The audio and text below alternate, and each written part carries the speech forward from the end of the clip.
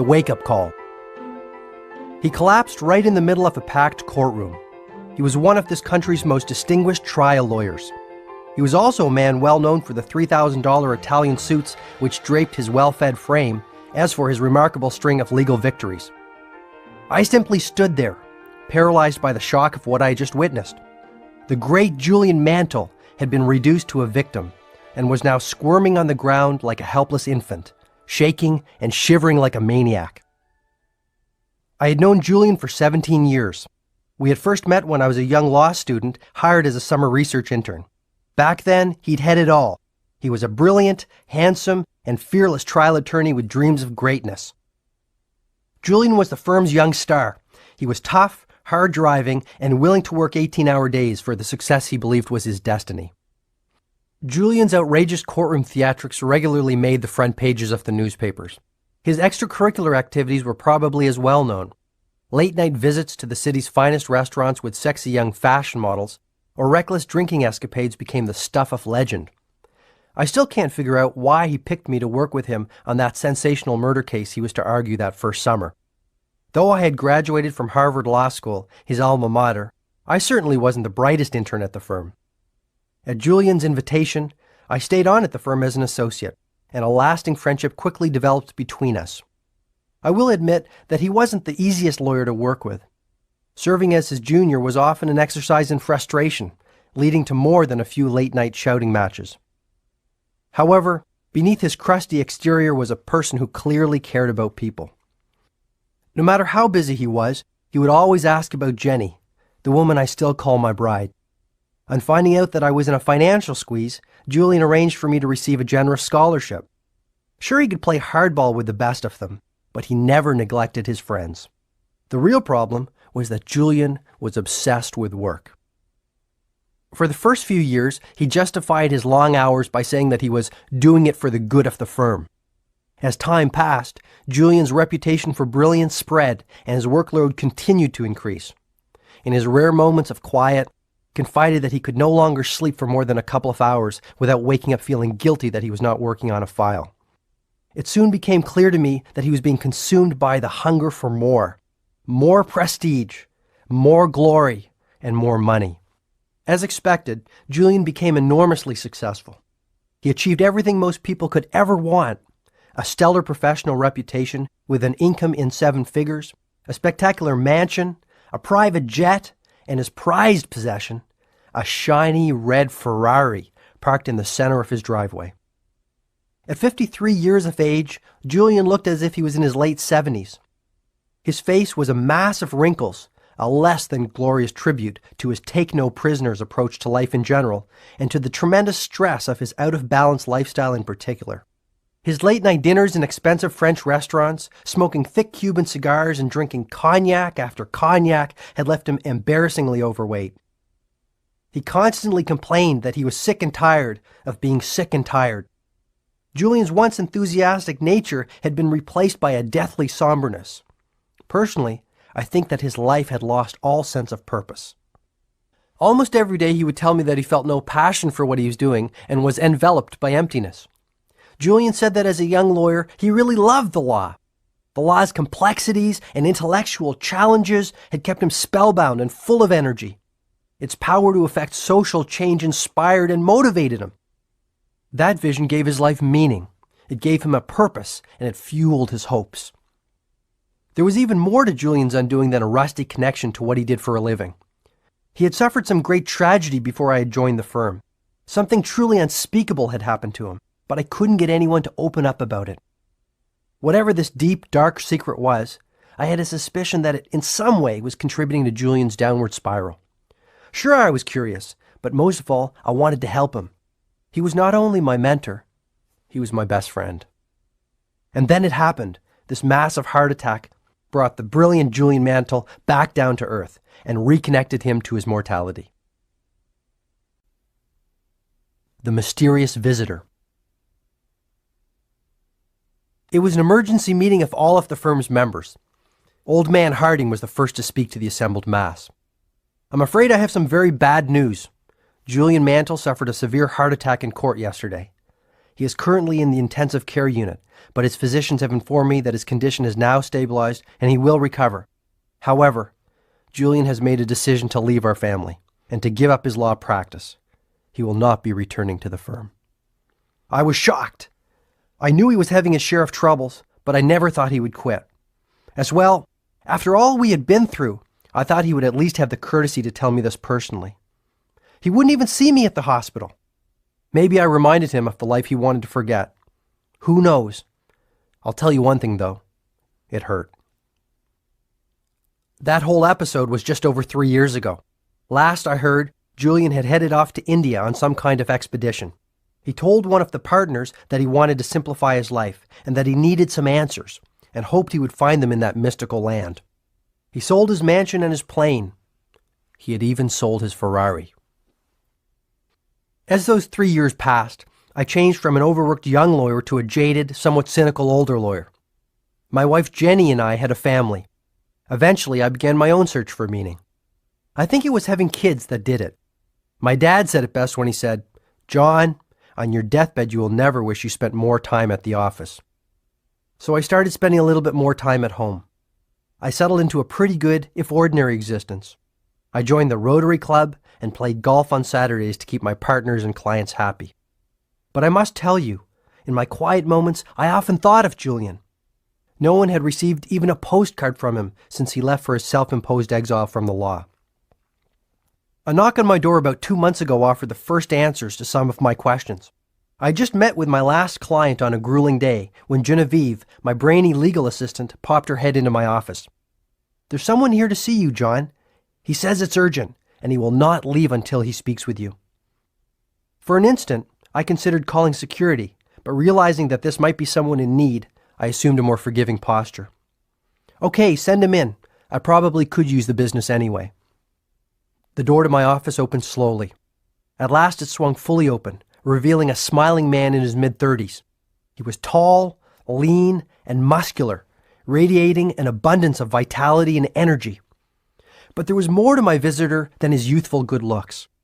An underlying peacefulness gave him an almost divine presence. And his eyes, piercing blue eyes that sliced clear through me.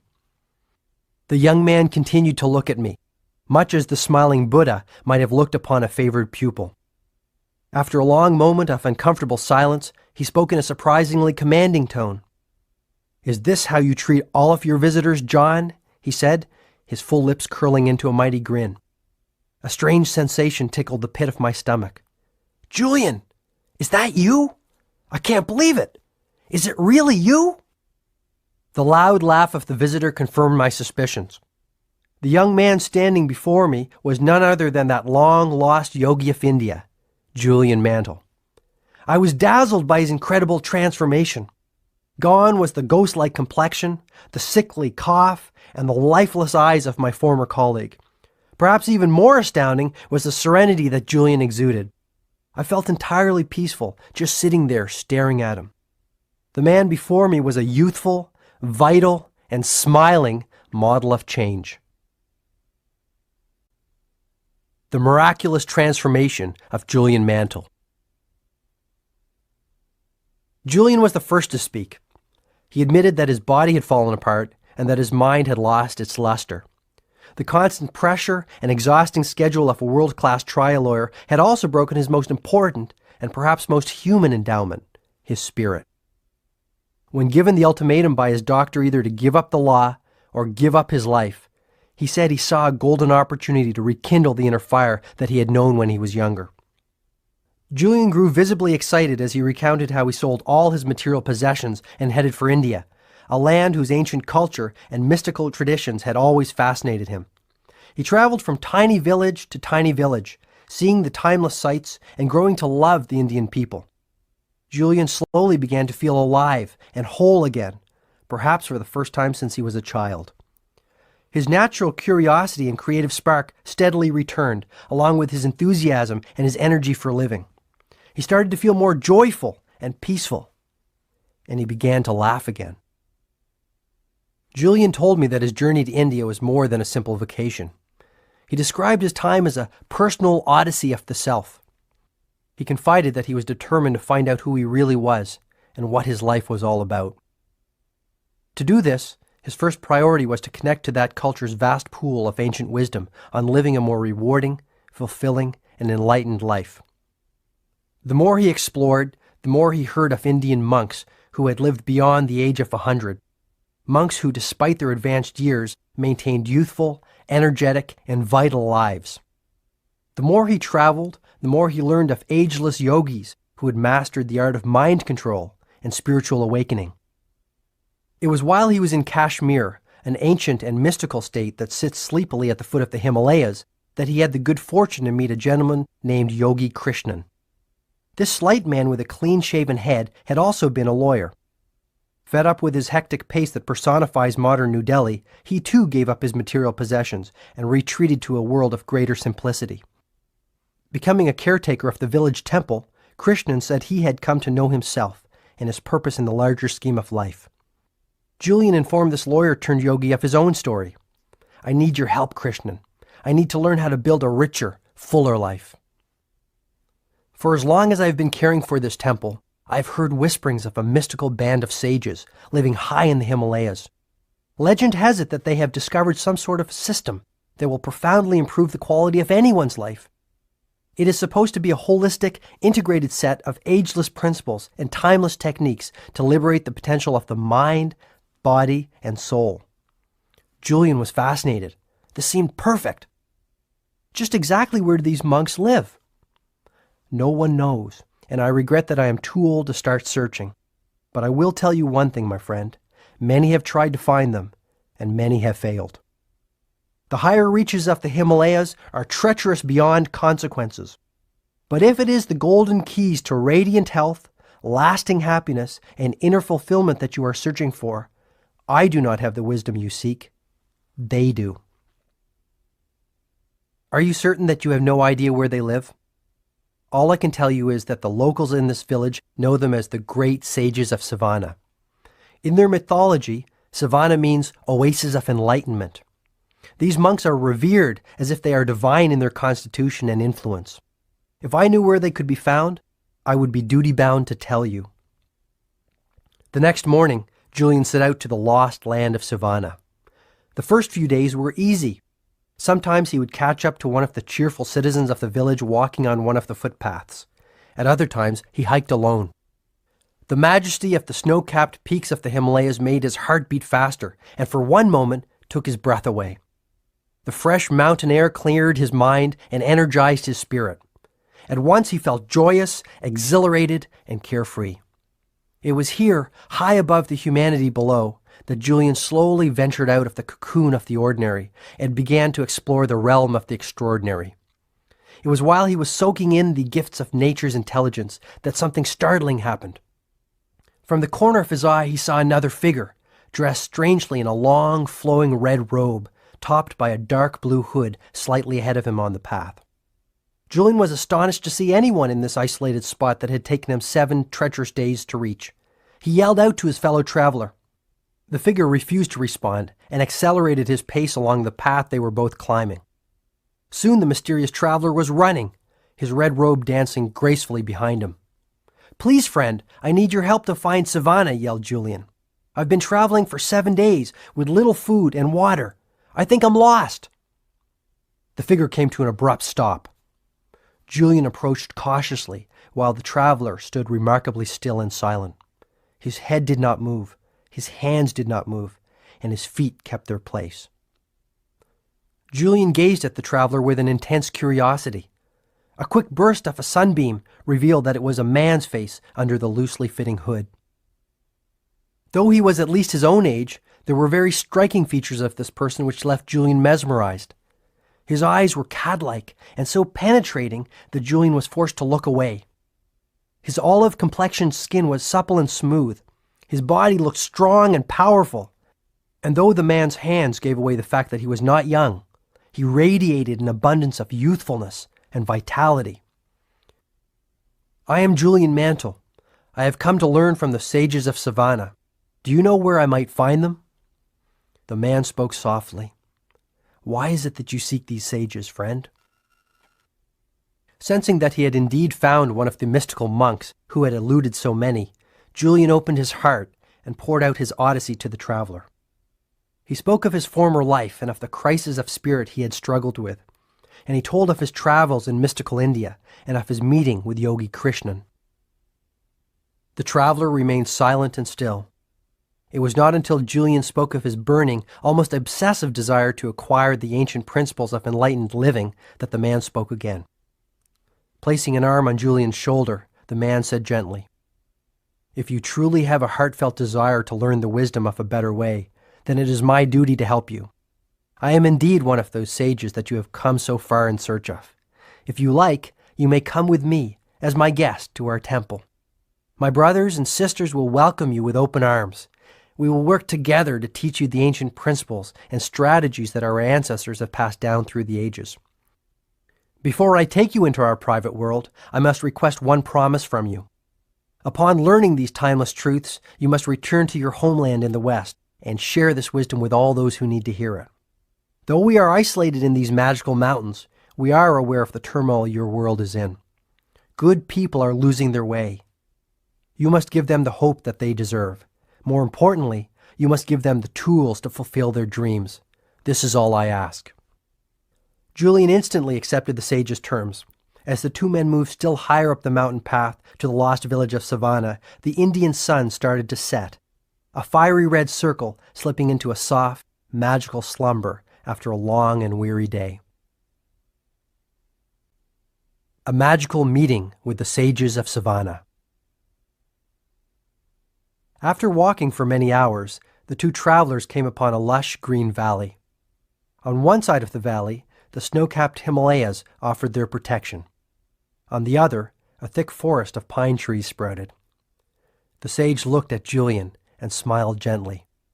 "Welcome to the nirvana of Savannah." The two then descended into the thick forest which formed the floor of the valley. The smell of pine and sandalwood wafted through the cool, crisp mountain air. Julian, now barefoot to ease his aching feet, felt the damp moss under his toes. He was surprised to see the richly colored orchids and a host of other lovely flowers dancing among the trees. After walking for about 15 more minutes, the two men reached a clearing. Before him was a sight that even the worldly wise and rarely surprised Julian Mantle could never have imagined. A small village made solely out of what appeared to be roses. At the center of the village was a tiny temple made of red, white, and pink flowers, held together with long strands of multicolored string and twigs. The little huts which dotted the remaining space appeared to be the austere homes of the sages. These were also made of roses. Julian was speechless. Julian's traveling companion now revealed that his name was Yogi Raman. He explained that he was the eldest sage of Savannah and the leader of the group.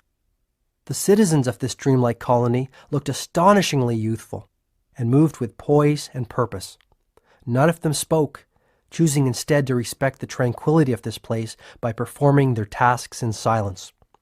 The men, who appeared to number only about 10, wore the same red-robed uniform as Yogi Raman and smiled serenely at Julian. Each of them looked calm, healthy, and deeply contented. The women were equally impressive. In their flowing pink silk saris and with white lotuses adorning their jet-black hair, they moved busily through the village with exceptional agility. With Zen-like focus, some worked inside the temple, preparing for what appeared to be a festival. Others carried firewood and richly embroidered tapestries. All were engaged in productive activities. All appeared to be happy. Ultimately, the faces of the sages of Savannah revealed the power of their way of life. Even though they were clearly mature adults, each one of them radiated a childlike quality, their eyes twinkling with the vitality of youth. Not one of them had wrinkles. Not one of them had gray hair. Not one of them looked old. Julian was offered a feast of fresh vegetables and fruits, a diet that he would later learn was one of the keys to the ideal health enjoyed by the sages. After the meal, Yogi Raman escorted Julian to his living quarters, a flower-filled hut containing a small bed with an empty journal pad on it. This would be his home for the foreseeable future. Though Julian had never seen anything like this magical world of Savannah, his intuition told him that he belonged here, if only for a short period. And so began Julian's life among the sages of Savannah, a life of simplicity, serenity, and harmony. The best was soon to come. A spiritual student of the sages. It was now 8 p.m., and I still had to prepare for court the next day. Yet I was fascinated by the experience of this former legal warrior. The longer I listened to Julian, the more I came to realize that my own spirit had become rusty. What had happened to the uncommon passion I brought to everything I did when I was younger? Maybe it was time for me to reinvent my destiny. Julian quickened the pace as he continued with his tale. He told me how his desire for knowledge, coupled with his sharp intellect, had made him a well-loved member of the Savannah community. As a mark of their affection for Julian, the monks eventually made him an honorary member of their band and treated him like an integral part of their extended family. Eager to expand his knowledge of the workings of the mind, body, and soul, and to attain self-mastery, Julian spent literally every waking moment under the tutelage of Yogi Raman. The sage became more like a father to Julian than a teacher. It was clear that this man had the accumulated wisdom of many lifetimes, and most happily, he was willing to share it with Julian. Beginning before dawn, Yogi Raman would sit with his enthusiastic student and fill his mind with insights on the meaning of life and little-known techniques for living with greater vitality, creativity, and fulfillment. He taught Julian ancient principles anyone could use to live longer, stay younger, and grow far happier. Julian also learned how the twin disciplines of personal mastery and self-responsibility would keep him from returning to the chaos of crisis that had characterized his life in the West. Julian said that the first indications of his personal expansion came after only 3 weeks in Savannah. He also said that his new lifestyle and the new habits associated with it started to have a profound effect on his inner world. Within a month of applying the principles and techniques of the sages, he had begun to cultivate the deep sense of peace and inner serenity that had eluded him. He became more joyful and spontaneous, growing more energetic and creative with each passing day. After pausing as if to express disbelief at his own tale, Julian grew philosophical. I've realized that the world, and that includes my inner world, is a very special place. I have learned that self-mastery and the consistent care for one's mind, body, and soul are essential to finding one's highest self and living the life of one's dreams. How can you care for others if you cannot even care for yourself? I can't love you if I cannot love myself, he offered. Suddenly, Julian grew flustered. I have never opened my heart to anyone like this before. It is just that I experienced such a catharsis up in those mountains, such a spiritual awakening to the powers of the universe, that I feel others need to know what I know. Noticing it was getting late, Julian quickly told me he would take his leave and bid me adieu. I'll be back, my friend. You have your work to do, and I have some private matters that need to be taken care of. Just tell me one thing. Will the methods you learned in Savannah work for me? When the student is ready, the teacher appears, came the swift reply. You, along with so many others, are ready for the wisdom I now have the privilege of holding. I will meet you again tomorrow night, this time at your house. Then I'll tell you all you need to know to put far more living into your life. And with that, the master litigator turned enlightened yogi of the East was gone. The wisdom of personal change. True to his word, Julian showed up at my house the next evening. He still embodied radiant health and exuded a wonderful sense of calm. It was what he was wearing that made me a little uncomfortable. Adorning his obviously supple body was a long red robe topped by an ornately embroidered blue hood. Greetings, my friend, Julian offered enthusiastically. Greetings. Don't look so alarmed. What did you expect me to wear? Armani? We both started to laugh, softly at first. Soon our giggles had turned into guffaws. Julian certainly had not lost that wicked sense of humor. As we relaxed in my cluttered but comfortable living room, I couldn't help but notice the ornate necklace of wooden prayer beads dangling from his neck. What are those? They're really beautiful. More about these later, he said. We have much to talk about tonight. Let's get started. I could hardly get anything done at work today. I was so excited about our meeting. Julian immediately started to reveal more about his personal transformation and the ease with which it was effected. He told me of the ancient techniques he had learned for mind control and for erasing the habit of worry. Though the conviction with which he spoke was clear, I began to grow skeptical. Was I the victim of some prank? This could not be real. Come on, Julian, stop pulling my leg. This whole story is starting to smack of one of your gags, I suggested, breaking into my best fear grin. Julian remained calm and patient. Spotting the pot of tea I had left on the table next to him, he started to pour into my waiting cup. He poured until the cup was full, but then he kept on pouring. Tea started to trickle down the sides of the cup and into the saucer. Julian, what are you doing? My cup is overflowing. No matter how hard you try, no more will go in. He looked at me for a long moment. Please don't take this the wrong way. I really respect you, John. However, just like this cup, you seem full of your own ideas. And how can any more go in until you first empty your cup? I was struck by the truth of his words. My many years in the conservative legal world, doing the same things every day with the same people who thought the same thoughts every day, had filled my cup to the brim. Okay, I see your point, I admitted. Perhaps all my years as a trial lawyer have made me a hardened skeptic.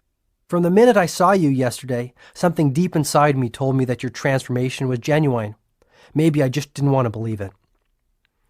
John, tonight is the first night of your new life. I simply ask that you think deeply about the wisdom and strategies that I will share with you and apply them with conviction for a period of 1 month. You will experience changes within the workings of your mind, body, and even your soul that will astonish you. A lasting sense of well-being and balance will swiftly return to your life. Wow! The advice of the sages is just as current today as it was 5,000 years ago. It will not only enrich your inner world, it will enhance your outer world and make you far more effective in all that you do. Most importantly, it will work for anyone. But before I share this knowledge with you, I must ask you for a promise. Once you see the power of the strategies and skills shown to me by the sages of Savannah, you must make it your mission to pass this wisdom on to others who will benefit from this knowledge. By agreeing to do this, you will help me fulfill my own pact with Yogi Raman.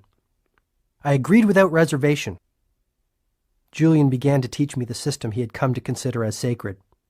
At the heart of the Savannan system were 7 basic virtues, 7 fundamental principles which embodied the keys to self-leadership, personal responsibility, and spiritual enlightenment. Julian told me that Yogi Raman was the first to share the 7 virtues with him after a few months in Savannah. On a clear night, Raman knocked softly on the door of Julian's hut. In the voice of a gentle guide, he spoke his mind. Since you have arrived, you have opened yourself up to our traditions and embraced them as your own. Tonight, on the eve of your 3rd month in Savannah, I will begin to share the inner workings of our system with you, not only for your benefit, but for the benefit of all those in your part of the world. I feel grateful that all I have learned over many years of silent contemplation will live within you. I looked at Julian and noticed that his eyes were now shut, as if he were transporting himself back to this fairy tale land that had showered the blessing of knowledge on him.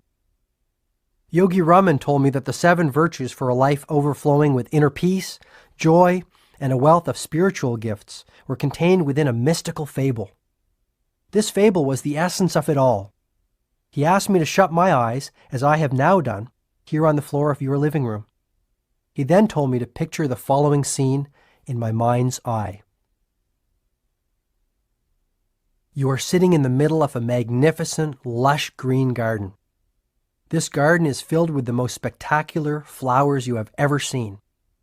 The environment is supremely tranquil and silent. Savor the sensual delights of this garden and feel as if you have all the time in the world to enjoy this natural oasis. As you look around, you see that in the center of this magical garden stands a towering red lighthouse, 6 stories high. Suddenly, the silence of the garden is disturbed by a loud creaking as the door at the base of the lighthouse opens. Out stumbles a 9-foot-tall, 900-pound Japanese sumo wrestler who casually wanders into the center of the garden. It gets better, chuckled Julian. The Japanese sumo wrestler is naked. Well, actually, he's not totally naked. He has a pink wire cable covering his private parts. As the sumo wrestler starts to move around the garden, he finds a shiny gold stopwatch which someone had left behind many years earlier. He slips on it and falls to the ground with an enormous thud. The sumo wrestler is rendered unconscious and lies there, silent and still. Just when you think he has taken his last breath, the wrestler awakens, stirred by the fragrance of some fresh yellow roses blooming nearby. Energized, the wrestler jumps swiftly to his feet and intuitively looks to his left. He is startled by what he sees. Through the bushes at the very edge of the garden, he observes a long, winding path covered by millions of sparkling diamonds. Something seems to instruct the wrestler to take the path, and to his credit, he does. This path leads him down the road of everlasting joy and eternal bliss. After hearing this strange tale, Julien told me he was disappointed. He had expected to hear something earth-shattering, wisdom that would stir him to action and perhaps even move him to tears. Yogi Raman detected this and said, "At first it might seem to be frivolous and perhaps even childish, but I assure you that every element of the fable embodies a timeless principle for radiant living and has great depth of meaning. The garden, the lighthouse, the sumo wrestler, the pink wire cable, the stopwatch, the roses, and the winding path of diamonds are symbols of the 7 timeless virtues for an enlightened life. I can also assure you that if you remember this little story and the fundamental truths that it represents, you will carry within you all that you need to know to raise your life to its highest level. You will have all the information and strategies you will need to profoundly influence the quality of your life and the lives of all those you touch. And when you apply this wisdom on a daily basis, you will change mentally, emotionally, physically, and spiritually." A most extraordinary garden. In the fable, the garden is a symbol for the mind, said Julien. If you care for your mind, if you nurture it and cultivate it, just like a fertile, rich garden, it will blossom far beyond your expectations. But if you let the weeds take root, lasting peace of mind and deep inner harmony will always elude you. Look at the toxic waste that most people put into the fertile garden of their minds every single day. The worries and anxieties, the fretting about the past, the brooding over the future, and those self-created fears that wreak havoc within your inner world. Worry drains the mind of much of its power, and sooner or later, it injures the soul. To live life to the fullest, you must stand guard at the gate of the garden of your mind, and let only the best information enter. You truly can't afford the luxury of a negative thought, not even one. The most joyful, dynamic, and contented people of this world are no different from you or me in terms of their makeup. However, the ones who do more than just exist, the ones who fan the flames of their human potential and truly savor the magical dance of life, do different things than those whose lives are ordinary. Foremost among the things they do is adopt a positive paradigm about their world and all that is in it. The way you think stems from habit, pure and simple, Julien continued with conviction. I have learned that even the best conditioned thinkers are using only 1/100th of 1% of their mental reserves. In Savannah, the sages dared to explore the untapped potential of their mental capacity on a regular basis, and the results were astounding. Yogi Raman, through regular and disciplined practice, had conditioned his mind so that he was able to slow down his heartbeat at will. He had even trained himself to go for weeks without sleep. While I would never suggest that these should be goals for you to aspire to, I do suggest that you start to see your mind for what it is, nature's greatest gift. My teacher was growing more excited by the moment. His eyes seemed to twinkle as he spoke of the magic of the mind and the wealth of goodness it would surely bring. There is no such thing as objective reality or the real world. There are no absolutes. An event that appears to be a tragedy to one might reveal the seeds of unlimited opportunity to another. What really separates people who are habitually upbeat and optimistic from those who are consistently miserable is how the circumstances of their life are interpreted and processed. And it all starts with using your mind more effectively? Exactly, John. All success in life, whether material or spiritual, starts with that 12-pound mass sitting between your shoulders. Your outer world reflects the state of your inner world. By controlling the thoughts that you think and the way you respond to the events of your life, you begin to control your destiny. This makes so much sense, Julian. I guess my life has become so busy that I have never taken the time to think about these things. When I was in law school, my best friend Alex used to love reading inspirational books. He said that they kept him motivated and energized in the face of our crushing workload.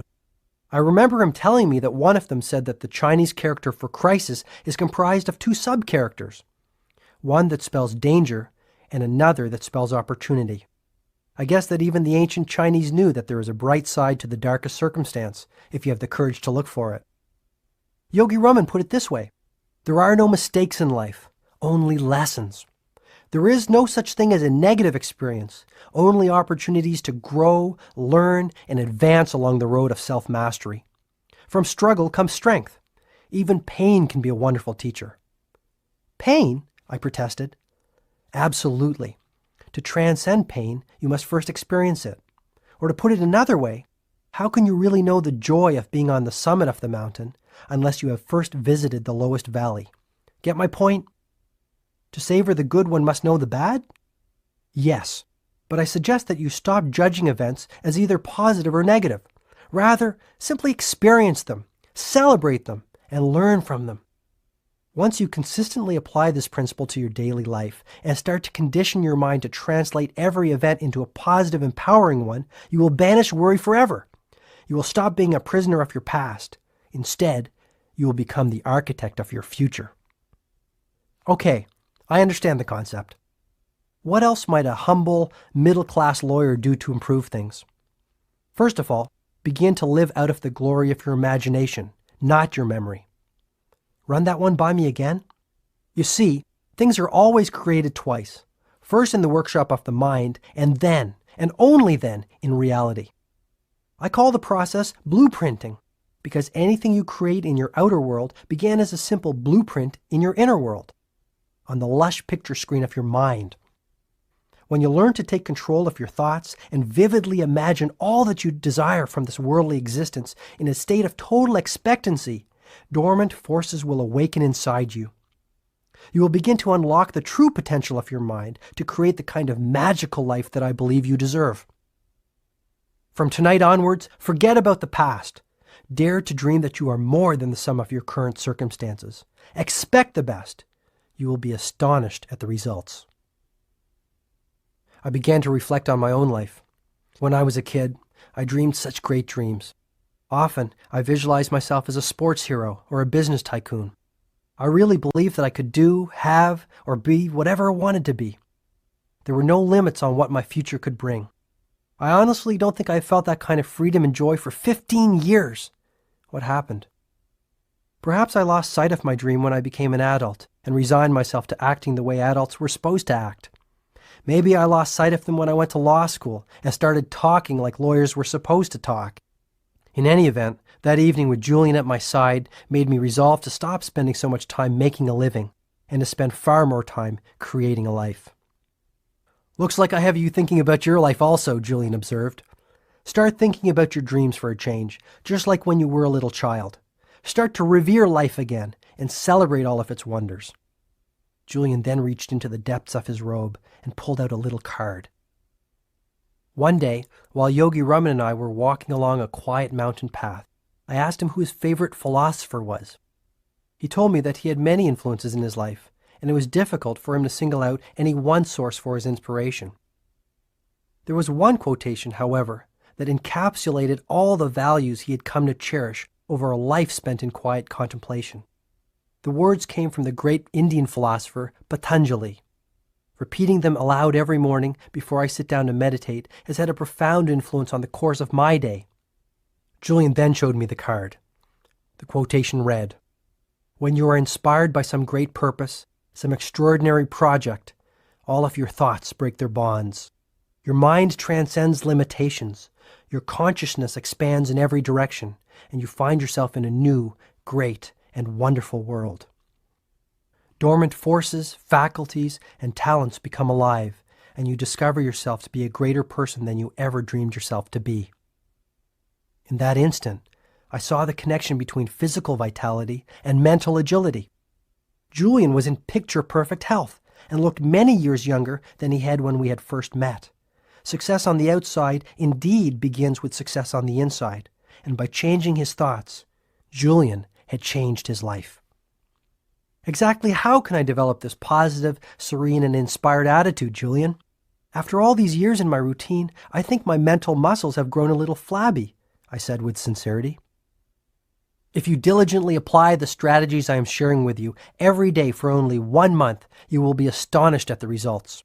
You will begin to tap into the highest levels of your own capacity and enter the realm of the miraculous. But to reach this destination, you must not get hung up on the outcome. Instead, enjoy the process of personal expansion and growth.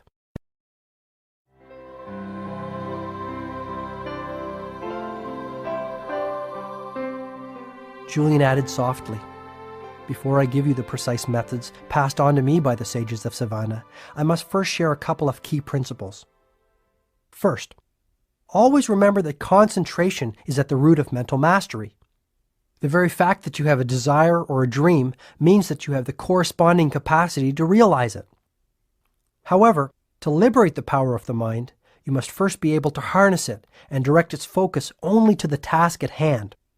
The moment you concentrate the focus of your mind on a singular purpose, extraordinary gifts will appear within your life." "How about eternal happiness?" "Go big or stay home," he chuckled. "Nothing like starting off small. Well, you can have that too. The secret of happiness is simple.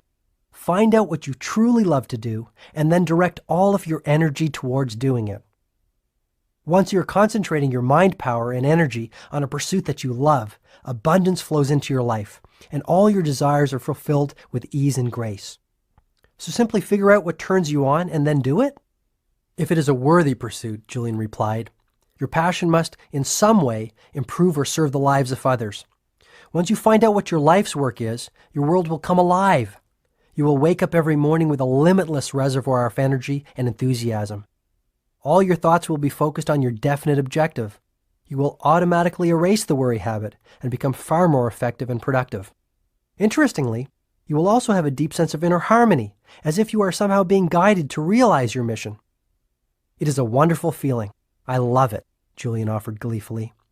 "Fascinating. And I like the part about getting up feeling good. To be really honest with you, Julian, most days I wish I could just stay under the covers."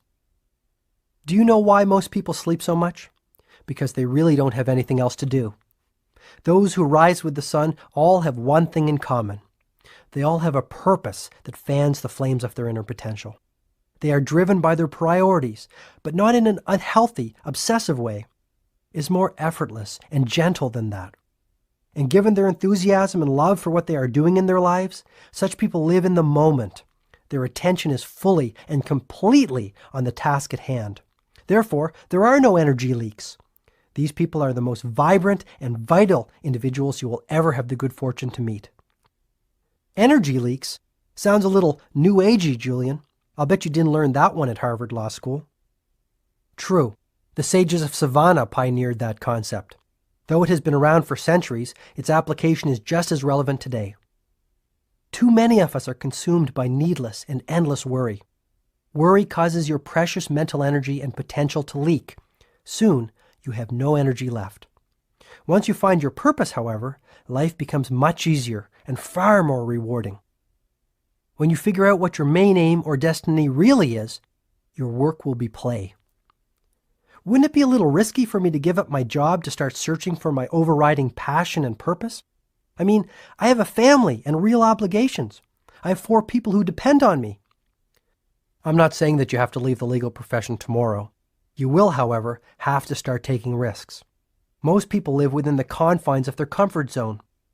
Yogi Raman was the first to explain that the best thing you can do for yourself is to regularly move beyond it. This is the way to lasting personal mastery and the realization of the true potential of your human endowments. And what might those be? Your mind, your body, and your soul. So what risks should I take? Stop being so practical.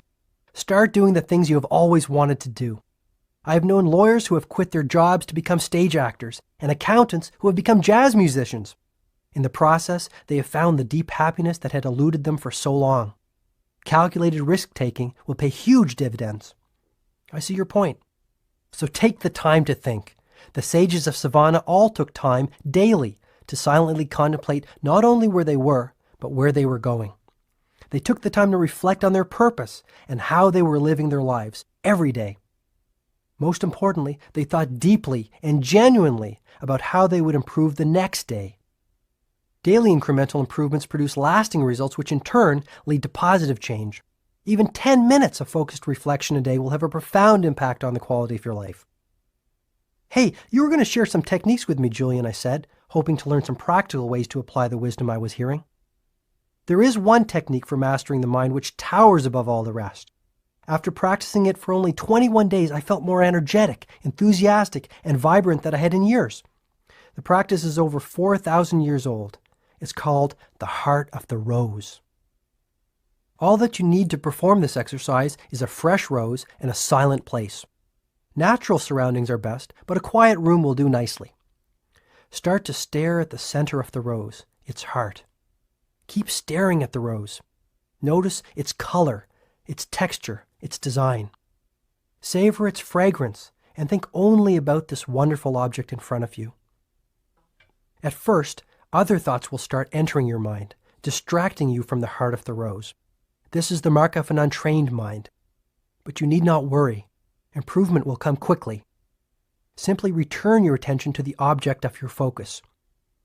Soon your mind will grow strong and disciplined. That's all there is to it? It sounds pretty easy. That's the beauty of it, John, Julian replied. However, this ritual must be performed daily for it to be effective. For the first few days, you will find it difficult to spend even 5 minutes in this exercise. Persist and spend longer and longer periods savoring the heart of the rose.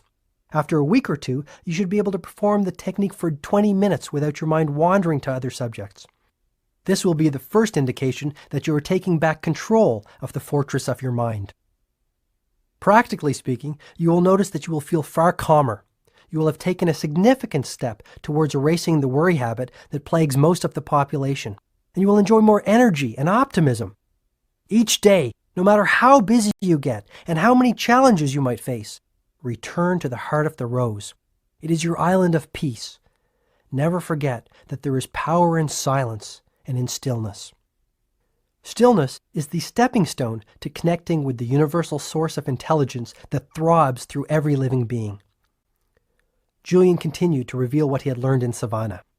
Another particularly good technique is based on what Yogi Raman called opposition thinking. I learned that under the grand laws of nature, the mind can only hold one thought at any one time. Try it yourself, John. You will see that it's true. I did try it, and it is true. Using this little-known information, anyone can easily create a positive, creative mindset within a short period.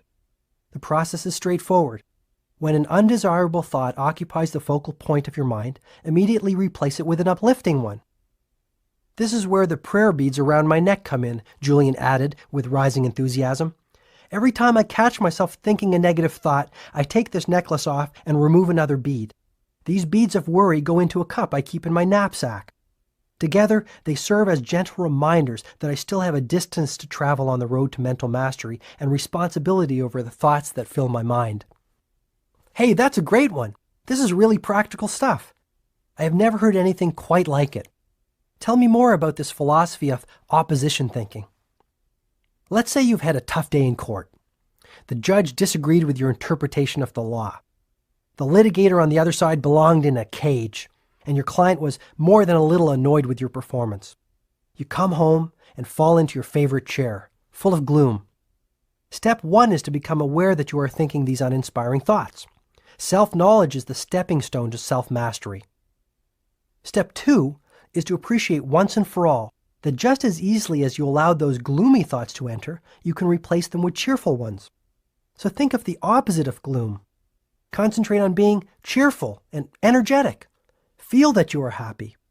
Perhaps you might even start to smile. Move your body as you do when you are joyful and full of enthusiasm. Sit up straight and breathe deeply and train the power of your mind on positive thoughts. You will notice a remarkable difference in the way you feel within minutes. If you keep up your practice of opposition thinking, applying it to every negative thought that habitually visits your mind, within weeks you will see that they no longer hold any power. Julian continued his explanation. Thoughts are vital, living things, little bundles of energy, if you will. A strong, disciplined mind, which anyone can cultivate through daily practice, can achieve miracles. I never saw thoughts as living things, Julian, I replied, amazed at this discovery. The sages of Savannah firmly believed that one should think only sattvic, or pure thoughts. If even one impure thought entered the temple of their minds, they would punish themselves by traveling many miles to an imposing waterfall and standing under the ice-cold water until they could no longer bear the frigid temperature. I thought you told me these sages were wise. Standing under an ice-cold waterfall for thinking one little negative thought strikes me as extreme behavior. Julian was lightning fast in his response. John, I'll be blunt. You truly cannot afford the luxury of even one negative thought. A worrisome thought is like an embryo. It starts off small, but grows and grows. Soon it takes on a life of its own. The sages of Savannah had a wonderful way to ensure that their thoughts were pure and wholesome. This technique was also highly effective in manifesting their desires, however simple, into reality. The method will work for anyone. The technique was known to the sages as the secret of the lake.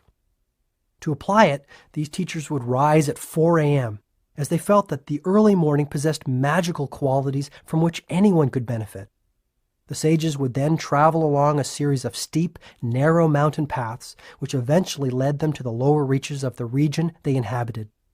Once there, they would walk along a barely visible trail until they arrived at a clearing. At the edge of the clearing was an aqua-blue lake covered by thousands of tiny white lotuses. The water of the lake was strikingly still and calm. It was a truly miraculous sight. The sages told me that this lake had been a friend to their ancestors over the ages. Julian explained that the sages would look into the waters of the still lake and envision their dreams becoming reality. If it was the virtue of discipline they wished to cultivate within their lives, they would picture themselves getting up at dawn, performing their rigorous physical regimen without fail, and spending days in silence to enhance their willpower. If it was courage they desired, they would picture themselves acting with strength in a moment of crisis and challenge. You see, John, the mind works through pictures. Pictures affect your self-image, and your self-image affects the way you feel, act, and achieve. When you run inspiring, imaginative pictures through the movie screen of your mind, wonderful things start to happen in your life. You must spend some time every day, even if it is just a few minutes, in the practice of creative envisioning. See yourself as you want to be, whether this means serving as a great judge, a great father, or a great citizen of your community. Do I have to find a special lake to apply the secret of the lake? I asked innocently. No, you can practice this method in your own living room, or even at your office if you really want to. Shut the door, hold all calls, and close your eyes. Then take a few deep breaths. You will notice that after 2 or 3 minutes, you will start to feel relaxed. Next, visualize mental pictures of all you want to be, to have, and to attain in your life. If you want to be the world's best father, envision yourself laughing and playing with your kids, responding to their questions with an open heart. Picture yourself acting gracefully and lovingly in a tense situation. Mentally rehearse the way you will govern your actions when a similar scene unfolds on the canvas of reality. The magic of visualization can be applied to so many situations. Consistent use of this method will also bring you financial rewards along with an abundance of material gain, if this is important to you. Understand once and for all that your mind has magnetic power to attract all that you desire into your life. Once you start to experience the joy this ancient technique brings, you will realize the infinite potential of your mind and begin to liberate the storehouse of ability and energy that currently sleeps within you. It was as if Julian was speaking a foreign tongue. I had never heard anyone speak of the power of imaging and its profound effects on every aspect of one's world. Yet, deep inside, I had faith in what Julian was saying. But doing these exercises at the office, Julian, my partners think I'm strange enough as it is. Do not be concerned with the judgment of others as long as you know what you are doing is right. You can do whatever you want to do as long as it is correct according to your conscience and your heart. Never be ashamed of doing that which is right. Decide on what you think is good and then stick to it. It was now 7 minutes past midnight. Remarkably, I didn't feel the least bit tired. When I shared this with Julian, he smiled once again. You have learned yet another principle for enlightened living. When you consistently direct your mind to live in the present, you will always have boundless energy, no matter what time the clock reflects. Kindling the inner fire. John, I'd like to continue to share the elements of Yogi Raman's fable with you, but I must confirm something. We are living in a very troubled world. Negativity pervades it, and many in our society are like floating ships without rudders, weary souls searching for a lighthouse that will keep them from crashing against the rocky shores. You must serve as a captain of sorts. I'm placing my trust in you to take the message of the sages of Savannah to all those who need to hear it. After consideration, I promised Julian with conviction that I would accept this assignment. He then continued passionately. The beauty of the whole exercise is that as you strive to improve the lives of others, your own life will be elevated into its highest dimensions. This truth is based on an ancient paradigm for extraordinary living. I'm all ears. Basically, the sages of the Himalayas guided their lives by a simple rule. He who serves the most reaps the most, emotionally, physically, mentally, and spiritually. This is the way to inner peace and outer fulfillment. I once read that people who study others are wise, but those who study themselves are enlightened. Here, perhaps for the first time, I saw a man who truly knew himself, perhaps his highest self. This brings me to the lighthouse, said Julian, remaining focused on the task at hand. I was wondering how that fit into Yogi Raman's fable. You will recall that in the middle of the garden stood a magnificent lighthouse. This symbol will remind you of yet another ancient principle for enlightened living. The purpose of life is a life of purpose. Those who are truly enlightened know what they want out of life, emotionally, materially, physically, and spiritually.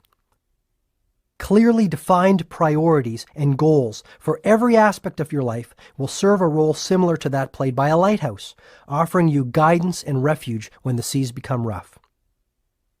Julian transported me back to the time when Yogi Raman examined this principle with him. He recalled the sage's exact words. Life is funny, observed Yogi Raman.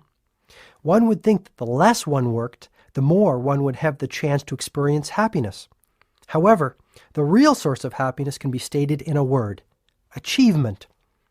Lasting happiness comes from steadily working to accomplish your goals and advancing confidently in the direction of your life's purpose. Workaholic monks? Quite the opposite. While the sages were tremendously productive people, their productivity was not of the frenetic type. Instead, it was of the peaceful, focused, Zen-like kind. The sages of Savannah did not waste time. Their collective conscience told them that their lives had a purpose and they had a duty to fulfill. This is what Yogi Raman said to me. Achievement need not be of the material sort. Personally, my objectives are to attain peace of mind, self-mastery, and enlightenment. If I fail to accomplish these goals by the end of my life, I am certain that I will die feeling unfulfilled and dissatisfied. Julian told me that this was the first time he had heard any of his teachers in Savannah speak of their own mortality. And Yogi Raman sensed this in my expression. You need not worry, my friend, he said. I have already lived past the age of 100 and have no plans for a quick exit. My point is simply that when you clearly know what aims you wish to achieve over the course of your life, be they material, emotional, physical, or even spiritual, and you spend your days accomplishing them, you will ultimately find eternal joy. Your life will be as delightful as mine, and you will come to know a splendid reality. But you must know your life's aim, and then manifest this vision into reality by consistent action. We sages call this dharma, which is the Sanskrit word for life's purpose. Lifelong contentment will come from the fulfillment of my dharma, I asked. Most certainly. Dharma is based upon the ancient principle that says each one of us has a heroic mission while we walk this earth. We have all been granted a unique set of gifts and talents that will readily allow us to realize this life work. The key is to discover them, and in doing so, discover the main objective of your life. Over the course of the next few hours, I learned from Julian that all highly developed, fully actualized people understand the importance of exploring their talents, uncovering their personal purpose, and then applying their human gifts in the direction of this calling. The key is to have the discipline and vision to see your heroic mission and to ensure that it serves other people while you realize it. Is this a form of goal setting? Goal setting is the starting point, said Julian. Mapping out your objectives and your goals releases the creative juices which get you on the path of your purpose. Believe it or not, Yogi Raman and the other sages were very hot on goals. You're kidding. Highly effective monks who meditate all night and set goals all day? I love it. Yogi Raman said, people spend their whole lives dreaming of becoming happier, living with more vitality, and having an abundance of passion. Yet they do not see the importance of taking even 10 minutes a month to write out their goals and to think deeply about the meaning of their lives, their dharma. Goal setting will make your life magnificent. Your world will become richer, more delightful, and more magical. You see, Julian, our ancestors have taught us that setting clearly defined objectives for what we desire in our mental, physical, and spiritual world is critical to their realization. Anyone who wishes to improve the quality of their inner as well as their outer worlds would do well to take out a piece of paper and start writing out their life aims. At the very moment this is done, natural forces will come into play which start to transform these dreams into reality. What I was hearing fascinated me. When I was a football player in high school, my coach had constantly spoken of the importance of knowing what we wanted from every game. Our team wouldn't dream of stepping onto the playing field without a clear game plan that would lead us to victory. I wondered why, as I had grown older, I had never taken the time to develop a game plan for my own life. Maybe Julian and Yogi Raman had something here. What is so special about writing out your goals? How could such a simple act make such a difference? I asked. Julian was delighted. By writing out your desires and goals on a piece of paper, you send a red flag to your subconscious mind that these thoughts are far more important than any others. You change your life the moment you set your goals and start to seek out your dharma, Julian said, his eyes sparkling with the truth of his words. Have you ever met someone with a strange name and then started to notice that name appearing in newspapers, on television, or at the office? This is but one illustration of the ageless principle Yogi Raman called Jo-Riki, which I have since learned means concentrated mind. Concentrate every ounce of your mental energy on self-discovery. Learn what you excel at and what makes you happy. Whatever it is, find your passion and then follow it. Now that I really think about it, it would be sad to reach the end of my life without realizing that I had some special genius that would have unlocked my potential and helped others, even in a small way. That's right.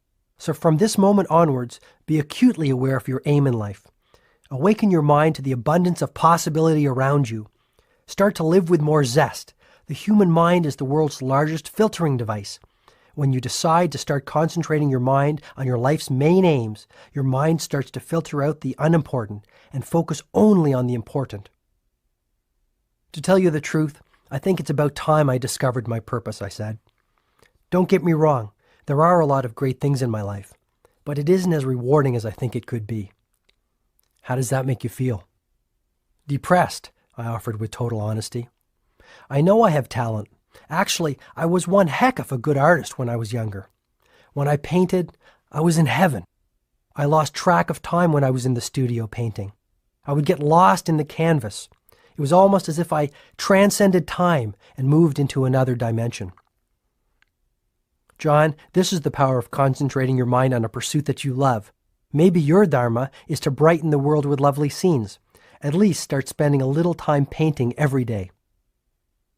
How about applying this philosophy to things less esoteric than changing my life? Let's say one of my aims was to drop the spare tire I am carrying around my waist. Where would I start? Julian told me that the sages of Savannah had created a 5-step method to reach their objectives and fulfill the purposes of their lives. The first step was to form a clear mental picture of the outcome. If this was to lose weight, every morning, just after I woke up, I was to envision myself as a lean, fit person, full of vitality and boundless energy. Step 2 was to get some positive pressure on myself. Pressure can inspire you to achieve great ends. People generally achieve magnificent things when they are forced to tap into the wellspring of human potential that lies within them. How can I create this positive pressure on myself? I asked, now thinking about the possibilities of applying this method to everything from getting up earlier to being a more patient and loving father. One of the best is the public pledge. Tell everyone you know you will lose the excess weight or whatever your goal might be. Once you make your goal known to the world, there will instantly be pressure on you to work towards its fulfillment, since no one likes to look like a failure. When you train your mind to associate pleasure with good habits and punishment with bad ones, your weaknesses will quickly fall by the wayside. You said there were 5 steps to follow to make my desires come true, I said impatiently. What are the remaining 3? Yes, John. The 3rd step is a simple one. Never set a goal without attaching a timeline to it. To breathe life into a goal, you must have a precise deadline. Remember that a goal that is not committed to paper is no goal at all. Go out and buy a journal. A cheap coil notepad will do. Call this your dream book and fill it with all your desires, objectives, and dreams. Get to know yourself and what you are all about. Don't I already know myself? Most people don't. The Chinese define image in these terms. There are 3 mirrors that form a person's reflection. The first is how you see yourself. The second is how others see you. And the 3rd mirror reflects the truth. Know yourself, John. Know the truth. Divide your dream book into separate sections for goals relating to the different areas of your life.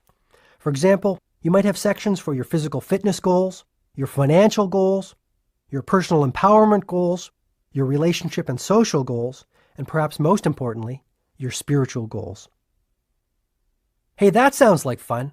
I've never thought about doing something as creative as that for myself, I said. Another particularly effective technique is to fill your dream book with pictures of the things you desire and images of people who have cultivated the abilities, talents, and qualities that you hope to emulate. If you want to lose weight and be in outstanding physical shape, paste a picture of a marathon runner or an elite athlete in your dream book. If you want to be the world's finest husband, clip out a picture of someone who represents this, perhaps your father, and put it in your journal in the relationship section. Then review this book daily, even for a few minutes. Make it your friend. The results will startle you. My wife would love to have a dream book. She'd probably fill it with pictures of me without my notorious belly. It's really not that big, Julian suggested in a consoling tone. Then why does Jenny call me Mr. Donut? I said, breaking into a broad smile. Julian started to laugh. I had to follow. Soon the two of us were howling on the floor. I guess if you can't laugh at yourself, who can you laugh at? I said, still giggling. Very true, my friend. When I was chained to my former lifestyle, one of the main problems was that I took life far too seriously. Now I am much more playful and childlike. I enjoy all of life's gifts, no matter how small they are. But I have digressed. Once you have formed a clear mental picture of your outcome, created a little pressure behind it, set a deadline, and committed it to paper, the next step is to apply what Yogi Raman called the magic rule of 21. The learned men and women of his world believed that for a new behavior to crystallize into a habit, one had to perform the new activity for 21 days in a row. What's so special about 21 days? The only way to permanently install a new habit is to direct so much energy towards it that the old one slips away like an unwelcome houseguest. The installation is generally complete in about 21 days, the time it takes to create a new neural pathway. Say I wanted to start practicing the heart of the rose technique to erase the worry habit and live at a more peaceful pace. Do I have to do it at the same time every day? Good question. The only reason to do something is because you want to and because you know it is the right thing for you to do. My suggestion is that you try the heart of the rose method at the same time every day and in the same place every day. There is tremendous power in a ritual. When you insert any activity into your routine by doing it the same way at the same time every day, it quickly grows into a habit. Soon you will be performing the new habit with the same ease that you feel while brushing your teeth. And the final step for attaining goals and advancing along the path of purpose, I wondered? The final step in the Sage's method is one that is equally applicable as you advance along the path of your life. The Sages of Savannah truly believed that a day without laughter or a day without love was a day without life. Never forget the importance of living with unbridled exhilaration. Never neglect to see the exquisite beauty in all living things. Remain spirited, joyful, and curious. Stay focused on your life work and on giving selfless service to others. The universe will take care of everything else. This is one of nature's truest laws. Is that it? I still have much wisdom to share with you. Are you tired? Not in the least. Actually, I feel pretty pumped up. You're quite the motivator, Julian. Have you ever thought about an infomercial? I asked mischievously. I don't understand, he replied gently. Never mind. Just one of my feeble attempts at humor. Okay, before we move along with Yogi Raman's fable, there was one last point about reaching goals and your dreams that I would like to impress on you. Go for it. There is one word which the sages spoke of in almost reverential terms. This simple word seemed to carry a depth of meaning for them, and it peppered their daily talk. The word I am speaking of is passion, and it is a word you must constantly keep at the forefront of your mind. A burning sense of passion is the most potent fuel for your dreams. Here, in our society, we have lost our passion. We do not do things because we love to do them. We do things because we feel we have to do them. This is a formula for misery. Reclaim the joy of waking up every morning full of energy and exhilaration. Breathe the fire of passion into all that you do. You will quickly reap great material as well as spiritual rewards. You make it sound so easy. It is.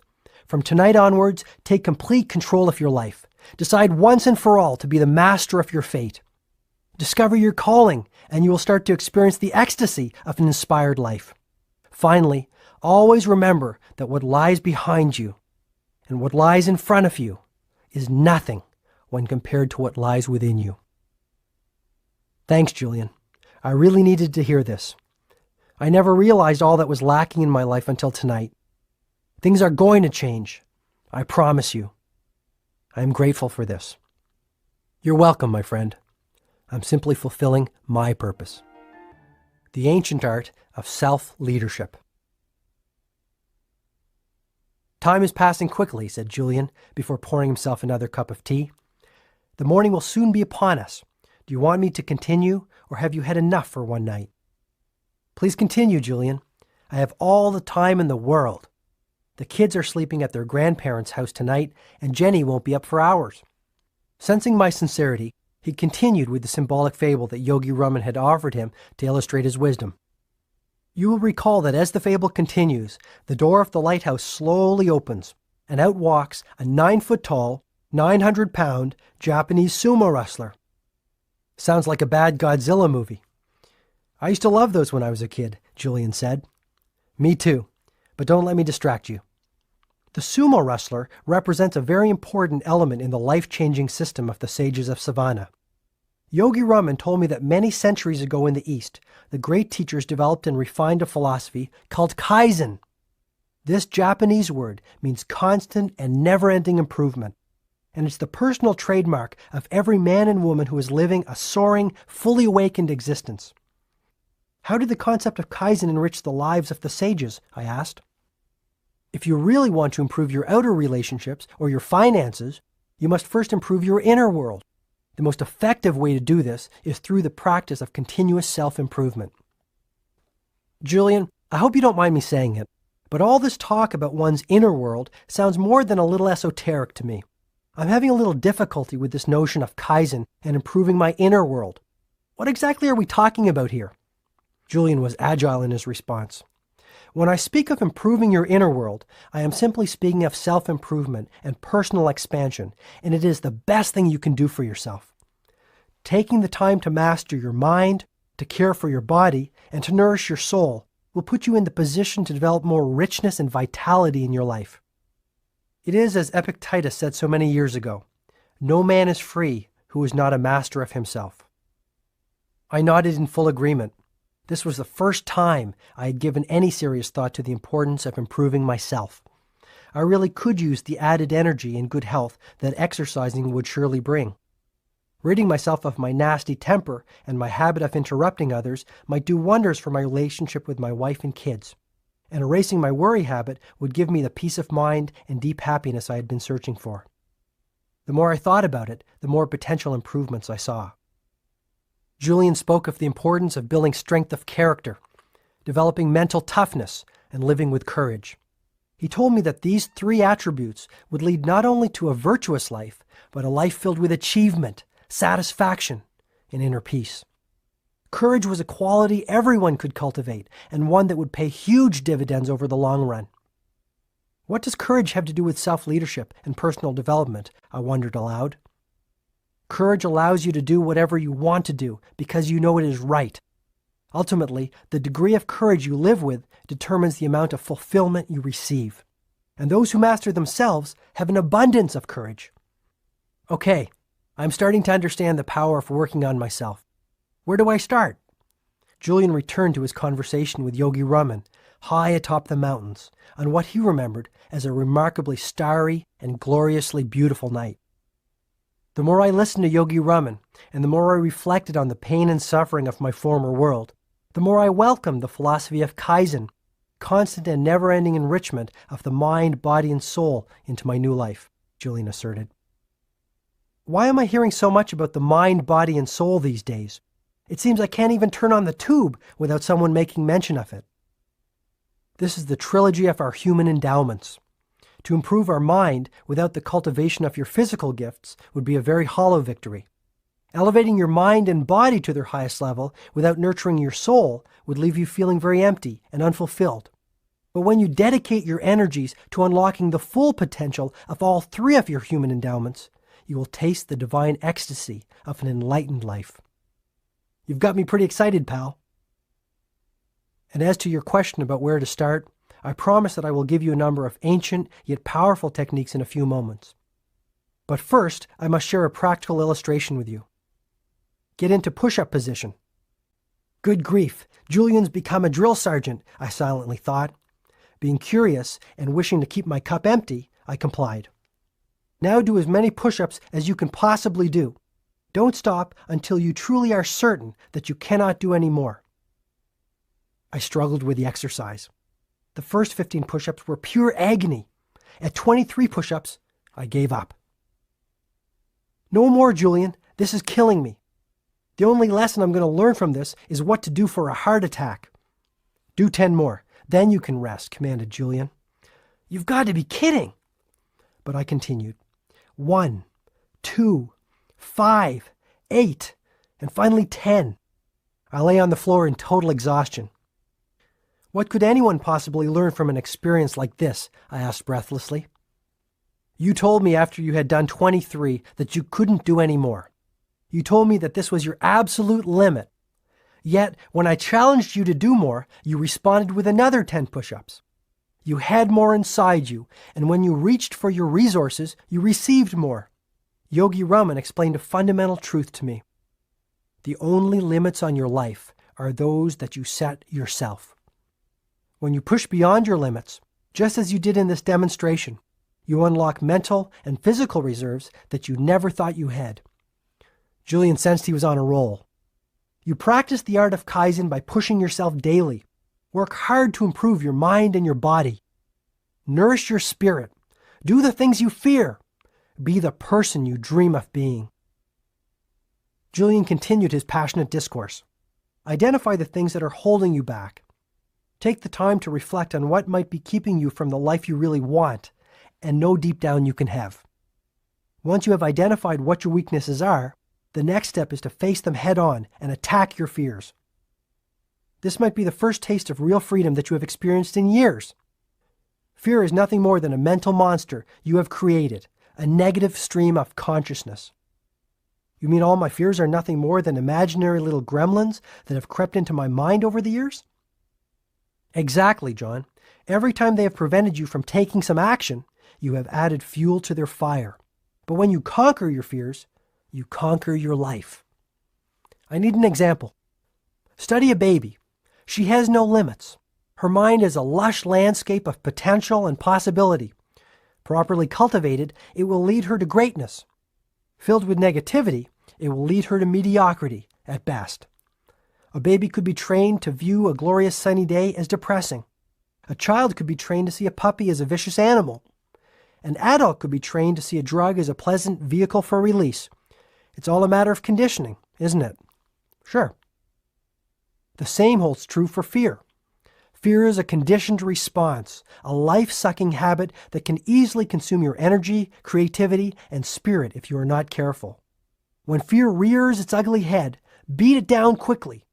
The best way you can do this is to do the thing you fear. When you erase fear from your mind, you start to look younger and your health becomes more vibrant. Ah, the old mind-body connection, I replied, hoping to mask my ignorance. Yes, the sages of the East have known about it for over 5,000 years. Hardly new age, he said with a broad grin. Truly enlightened people are prepared to put off short-term pleasure for the sake of long-term fulfillment. They resolve to live by the wisdom of Kaizen, improving every aspect of themselves ceaselessly and continuously. With time, things that were once difficult become easy. Fears that once prevented them from all the happiness, health, and prosperity they deserved fall to the wayside like stickmen toppled by a hurricane. So you're suggesting that I must change myself before I change my life?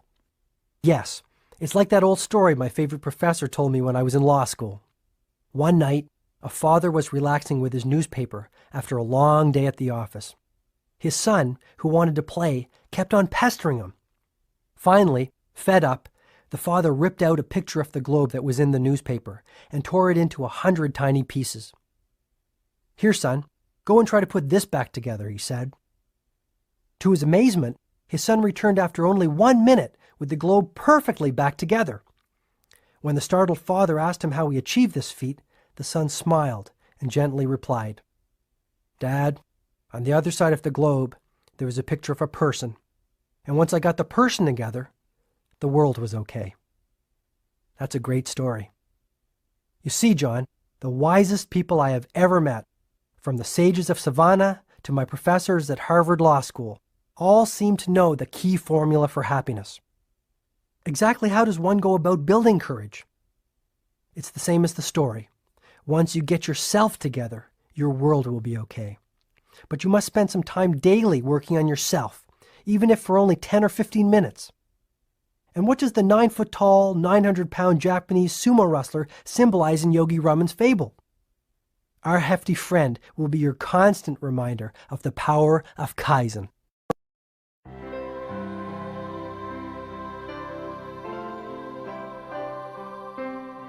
In just a few hours, Julian had revealed the most powerful information that I had ever heard in my lifetime. Now I had been exposed to the ageless principle of self-mastery, Kaizen. How can I practice the art of Kaizen?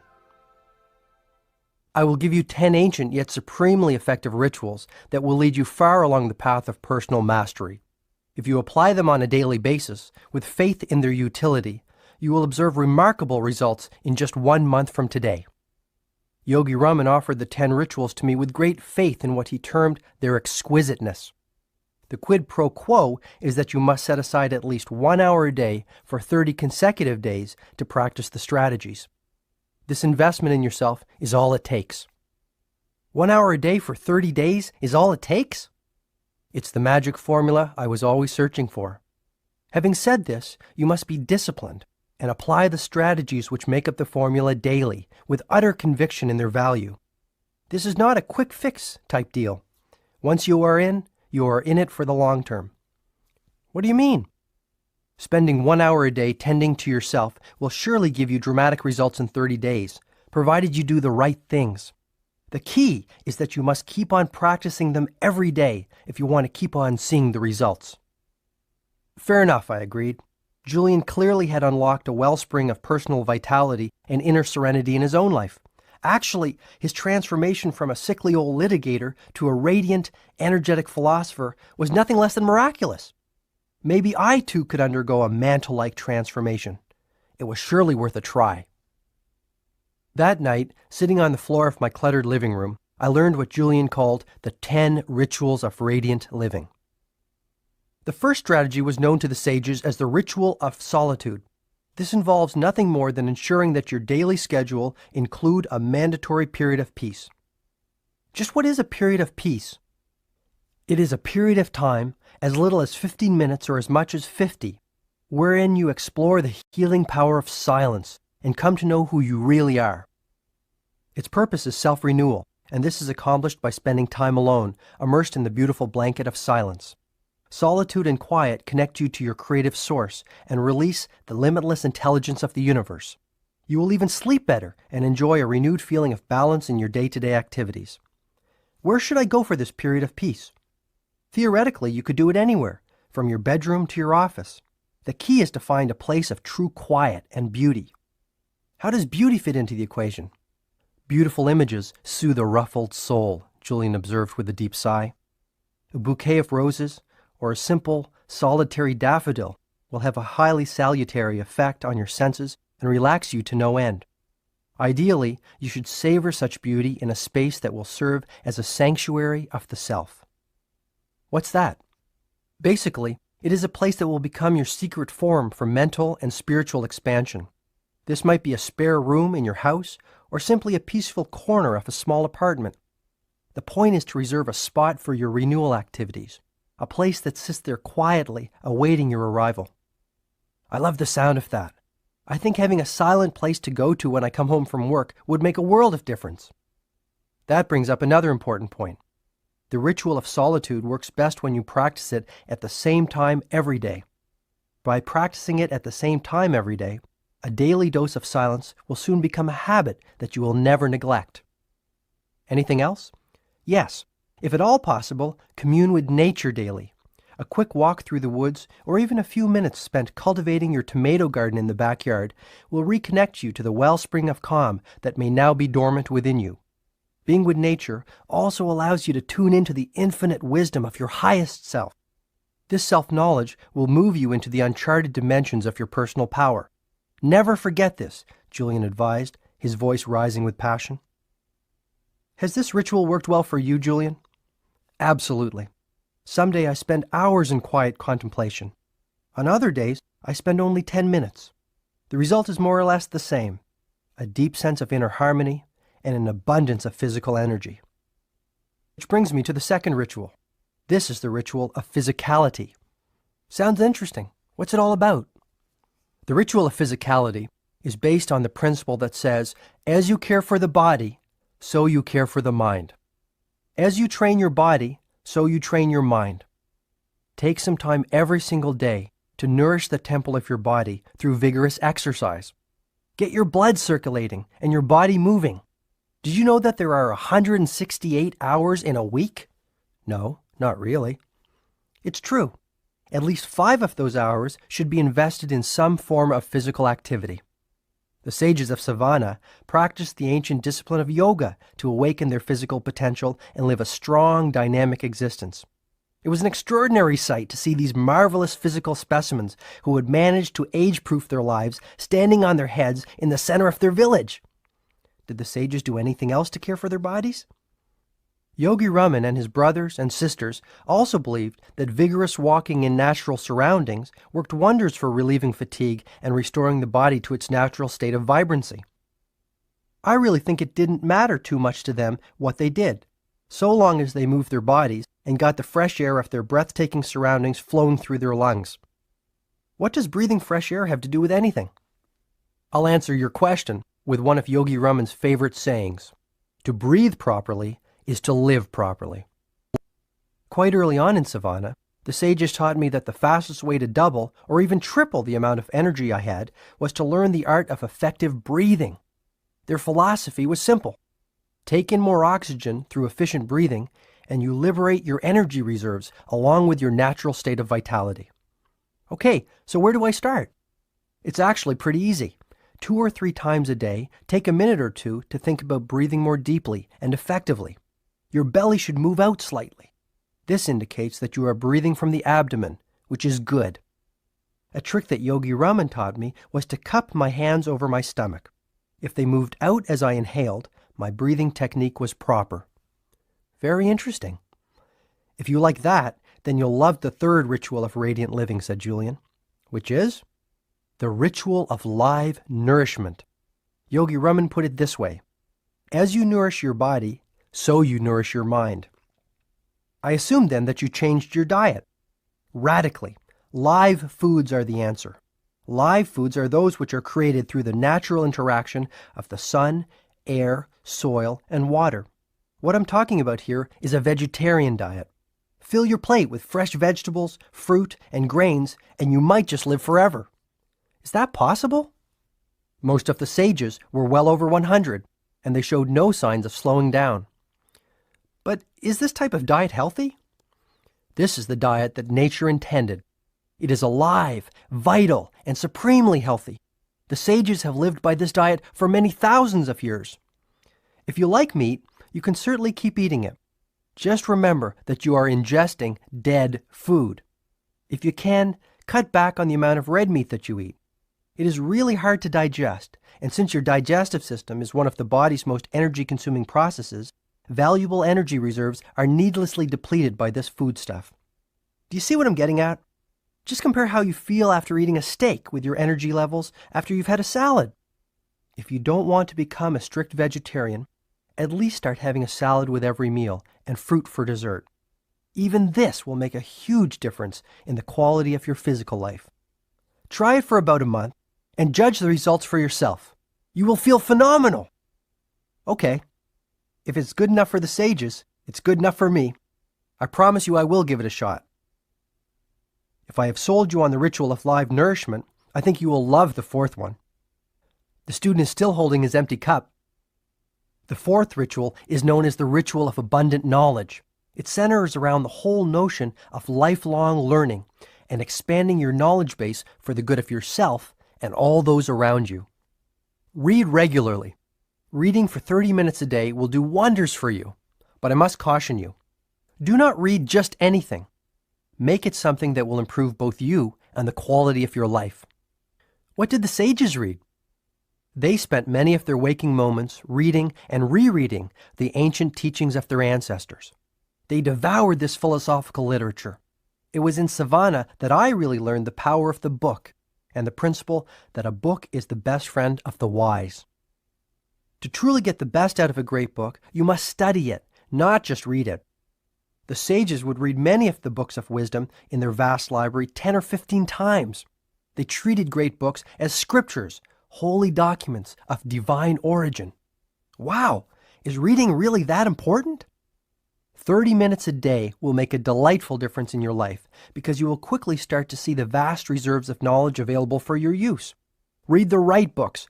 Learn how those who have preceded you have handled the challenges you are currently facing. What exactly are the right books?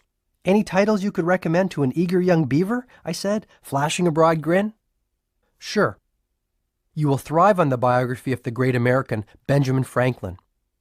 I think you will also find much growth impetus from Mahatma Gandhi's autobiography entitled The Story of My Experiments with Truth. I also suggest that you read Siddhartha by Hermann Hesse, the highly practical philosophy of Marcus Aurelius, and some of the work of Seneca. You might even read Think and Grow Rich by Napoleon Hill. I read it last week and I thought it was very profound. Think and Grow Rich, I exclaimed. But I thought you left all that behind you. I'm really sick and tired of all the make money fast manuals that are being peddled out there by snake oil salesmen preying on the weak. Easy, big fella. I couldn't agree with you more, offered Julian, with all the warmth and patience of a wise, loving grandfather. That little book is not about making a lot of money. It's about making a lot of life. Think and Grow Rich is about abundance, including spiritual abundance, and how to attract all that is good into your life. You might do well to read it, but I will not press the point. Sorry, Julian. I guess my temper gets the better of me sometimes, I offered apologetically. One more thing I need to improve. I really am grateful for all that you are sharing with me. No problem. My point is simply read and keep reading. Do you want to know something else interesting? What? Books simply help you to see what is already within yourself. That's what enlightenment is all about. After all my journeying and exploring, I found that I have actually come full circle back to the point from which I started as a young boy. But now I know myself, and all that I am and can be. Okay, what's the fifth ritual of radiant living? It is the ritual of personal reflection. You see, we all have many sleeping talents inside of us. By taking the time to get to know them, we kindle them. However, silent contemplation will deliver even more than this. This practice will make you stronger, more at ease with yourself, and wiser. I'm still a little fuzzy on the concept, Julian. Every night, the sages would retire to the sanctuary of their huts covered by fragrant rose petals and sit in deep contemplation. Yogi Raman would actually take a written inventory of his day. What kinds of things would he write down, I asked. First, he would list all of his activities, from the personal care activities of his morning to his interactions with the other sages. Interestingly, he would also write down the thoughts he had run through his mind during that particular day. Isn't that hard to do? I can hardly remember what I thought 5 minutes ago, let alone 12 hours ago. Take the time to think. Get into the regular habit of personal introspection. Once Yogi Raman had listed all that he had done and all that he had thought in one column, he would then do an assessment in another column. As he was confronted by his activities and thoughts in the written form, he asked himself whether they were positive in nature. If they were, he resolved to continue giving his precious energy to them. And if they were negative, then he would come up with a clear course of action to get rid of them. I think an example might help me. Can it be personal? Julian asked. Sure, I'd love to know some of your innermost thoughts, I suggested. Actually, I was thinking about yours. We both started to giggle like a couple of kids in a schoolyard. Oh, all right. You always did get your own way. Okay, let's go through just a few of the things that you did today. Write them down on that piece of paper on the coffee table, Julian instructed. I started to realize that something important was about to happen. This was the first time in years that I had actually taken the time to do nothing but reflect on the things I was doing and the thoughts I was thinking. Where do I start? I asked. Start with what you did this morning and progress through your day. Just hit a few of the highlights. Fine. I woke up at 6:30 to the sound of my electric rooster, I joked. Get serious and keep going, Julian replied firmly. Okay, then I showered and shaved, gobbled down a waffle, and rushed off to work. And what about your family? They were all asleep. Anyway, once I got to the office, I noticed that my 7:30 appointment had been waiting there since 7, and boy was he furious. What was your response? I fought back. What was I supposed to do? Let him push me around? Okay. Then what happened? Well, things went from bad to worse. The courthouse called and told me that Judge Wildebeest needed to see me in his chambers, and if I wasn't there within 10 minutes, heads would roll. I rushed down to the courthouse and had another argument with one of the clerks. By the time I got back to the office, there were 27 phone messages waiting for me, all marked urgent. Need I go on? Please do. Well, on my way home, Jenny called me in the car and asked me to stop by her mother's house and pick up some of those amazing pies my mother-in-law is famous for. Problem was that when I took that exit, I found myself in the middle of a gridlock. So there I was, in the middle of rush hour traffic, in 95-degree heat, shaking with stress and feeling that even more time was slipping away. How did you respond? I cursed the traffic, I said with complete honesty. I was actually shouting out loud inside my car. Maybe we should stop there. Just take a second and look at your day. Obviously, in retrospect, there are at least a few things that you would do differently if you had the chance, wouldn't you? Well, first, in a perfect world, I would get up earlier. I'd like to have a little peace in the morning and ease myself into the day. The heart of the rose technique sounds like it would be fun. Also, I really would like to have the family around the breakfast table, even if only for a bowl of cereal. It would give me a better sense of balance. I always seem to feel that I never spend enough time with Jenny and the kids. But it is a perfect world, and you have a perfect life. You do have the power to control your day. You do have the power to live your dreams, Julian observed, his voice rising. I am realizing this. I really am starting to feel that I can change. Great. Continue reflecting on your day, he instructed. Well, I wish I hadn't yelled at my client. I wish I hadn't argued with the court clerk. And I wish I hadn't screamed at the traffic. I think you now see the power of the ritual of personal reflection, Julian said. By looking at what you are doing, how you are spending your day, and the thoughts you are thinking, you give yourself a benchmark for measuring improvement.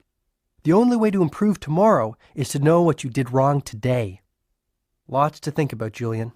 Lots to think about, I offered reflectively. How about thinking about the sixth ritual for radiant living, the ritual of early awakening? Uh-oh, I think I know what's coming. One of the best pieces of advice I learned in that far-off oasis of savannah was to rise with the sun and to start the day off well. Most of us sleep far more than we need to. The average person can get by on 6 hours and remain perfectly healthy and alert. Getting up with the sun sounds extreme. Actually, it isn't. There are few things more natural than rising with the glory of the first rays of a new day. The sages believed that sunshine was a gift from heaven, and while they were careful not to overexpose themselves, they regularly had sun baths and often could be seen dancing playfully in the early morning sunshine. I firmly believe that this was another key to their extraordinary longevity. How do I build this ritual into my routine? Here are a couple of quick tips. First, never forget that it is the quality and not the quantity of sleep that is important. It is better to have 6 hours of uninterrupted deep sleep than even 10 hours of disturbed sleep. For example, Yogi Raman would never eat after 8 p.m. He said that the digestive activity it induced would reduce the quality of his sleep. Another example was the sage's habit of meditating to the soft sounds of their harp immediately before heading off to sleep. What was the reason behind this? The 10-minute period before you sleep and the 10-minute period after you wake up are profoundly influential on your subconscious mind. By determining the thoughts that go in, you are also determining precisely what will come out. So before you go to sleep, do not watch the news or argue with anyone or even go over the day's events in your mind's eye. Relax. Drink a cup of herbal tea if you like. Listen to some soft classical music and prepare yourself to drift into a rich, renewing slumber. It makes sense. The better the sleep, the less I will need. Exactly. And remember the ancient rule of 21. If you do anything for 21 days in a row, it will be installed as a habit. So stay with the early rising routine for about 3 weeks. By then it will be a part of your life. Within short order, you will be able to rise at 5:30 a.m. or even 5 a.m. with ease, ready to savor the splendor of another great day. Okay, so let's say that I am getting up every day at 5:30. What do I do? As I've suggested, the thoughts you think and the actions you take in the first 10 minutes after you wake up have a marked effect on the rest of your day. Think positive thoughts. Give a prayer of thanks for all you have. The sages would actually make themselves laugh whether they felt like it or not, just to get the happiness juices flowing early in the morning. Julian, I am trying very hard to keep my cup empty, and I think you will agree that I've done pretty well for a novice. But that sounds really odd, even for a band of monks living high in the Himalayas. But it's not. Take a guess how many times the average 4-year-old laughs in a day. Who knows? I do. 300. Now guess how many times the average adult in our society laughs in the course of a day. 50, I tried. Try 15, said Julian, smiling in satisfaction. You see my point? Laughter is medicine for the soul. Even if you don't feel like it, look in the mirror and laugh for a couple of minutes. You can't help but feel fantastic. Every day will then be an exquisitely rewarding one. What do you do to start your day off on a positive footing? Actually, I have developed quite a sophisticated morning routine, which includes everything from the heart of the rose to drinking a couple of glasses of freshly squeezed fruit juice. But there is one strategy in particular which I would like to share with you. Sounds important. It is. Shortly after you have awakened, go into your sanctuary of silence. Get still and focused. Then ask yourself this question. What would I do today if this day was my last? Mentally list all the things you would do, the people you would call, and the moments you would savor. When you live every day as if it was your last, your life will take on a magical quality. And this brings me to the 7th of the rituals of radiant living, the ritual of music. Never forget the power of music. Spend a little time with it every day, even if it is listening to a soft piece on a cassette while you drive to work. When you feel down or weary, play some music. It is one of the finest motivators I know of. Aside from yourself, I exclaimed sincerely. Just listening to you makes me feel great. You really have changed, Julian, and not just on the outside. You really do seem to be at peace with yourself. You have touched me tonight." "Hey, there's more!" shouted Julian with his fist in the air. "Let's keep going!" "I wouldn't have it any other way." "Okay. The 8th ritual is the ritual of the spoken word. The sages had a series of mantras which they would recite morning, noon, and night. They told me that this practice was immensely effective in keeping them focused, strong, and happy." "What's a mantra?" I asked. "A mantra is nothing more than a collection of words strung together to create a positive effect. In Sanskrit, man means mind, and tra means freeing. So a mantra is a phrase which is designed to free the mind. And believe me, John, mantras accomplish this objective in a very powerful way." "So mantras are spoken?" "They don't have to be. Written affirmations also are very effective. But I have found that repeating a mantra aloud has a wonderful effect on my spirit. When I need to feel motivated, I might repeat, 'I am inspired, disciplined, and energized' out loud 200 or 300 times. To maintain the supreme sense of self-confidence I have cultivated, I might repeat, 'I am strong, able, and calm.' I even use mantras to keep me youthful and vital," Julian admitted. Which leads us to the 9th ritual of radiant living quite nicely. This is the ritual of congruent character.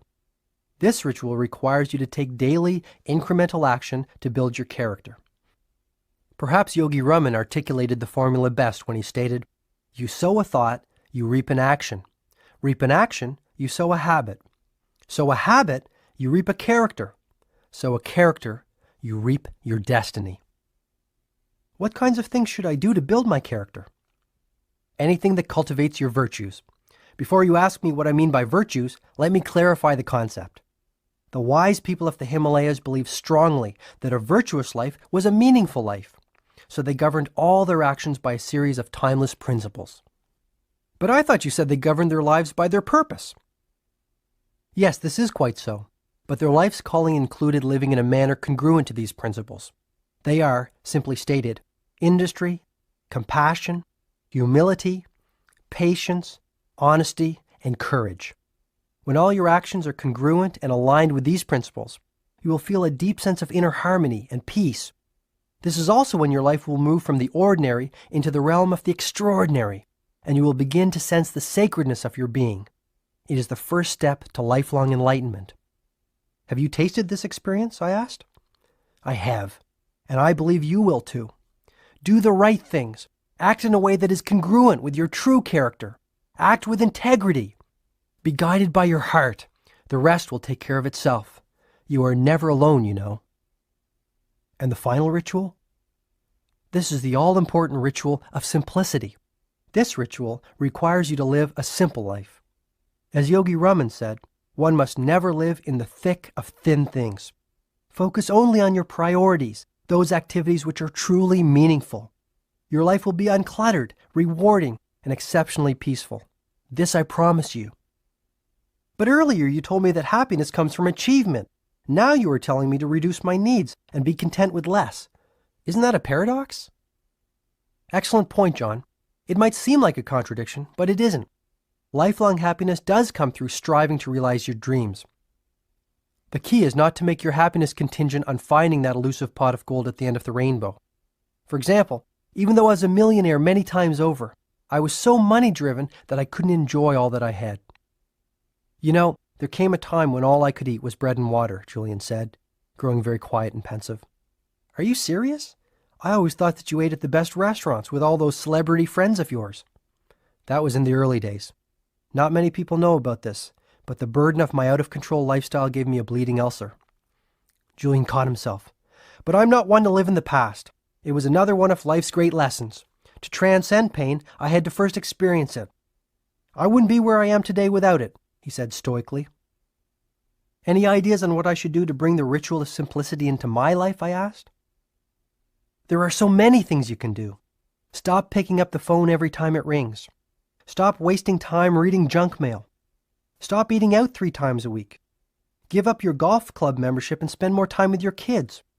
Spend a day a week without your watch. Watch the sun rise every few days. Sell your cellular phone and dump your pager. Need I continue? Julian asked rhetorically. I get the point. But sell the cell phone? I asked anxiously, feeling as a baby might at the doctor's suggestion that his umbilical cord should be cut. Like I've said, my duty is to share the wisdom I've learned through my journey with you. You need not apply every strategy to make your life work. Try the techniques and use those that feel right to you. After Julian had explained the 10 rituals for radiant living, he paused. I know that you want me to keep on going, so I will. Perhaps this is a good time to get a little deeper. What I have taught you up to now has been immensely practical, but you must know something of the underlying spiritual current which flows through the principles I have outlined. Okay, let's hear the spiritual stuff, I said energetically, unaware that it was nearly 2:30 in the morning.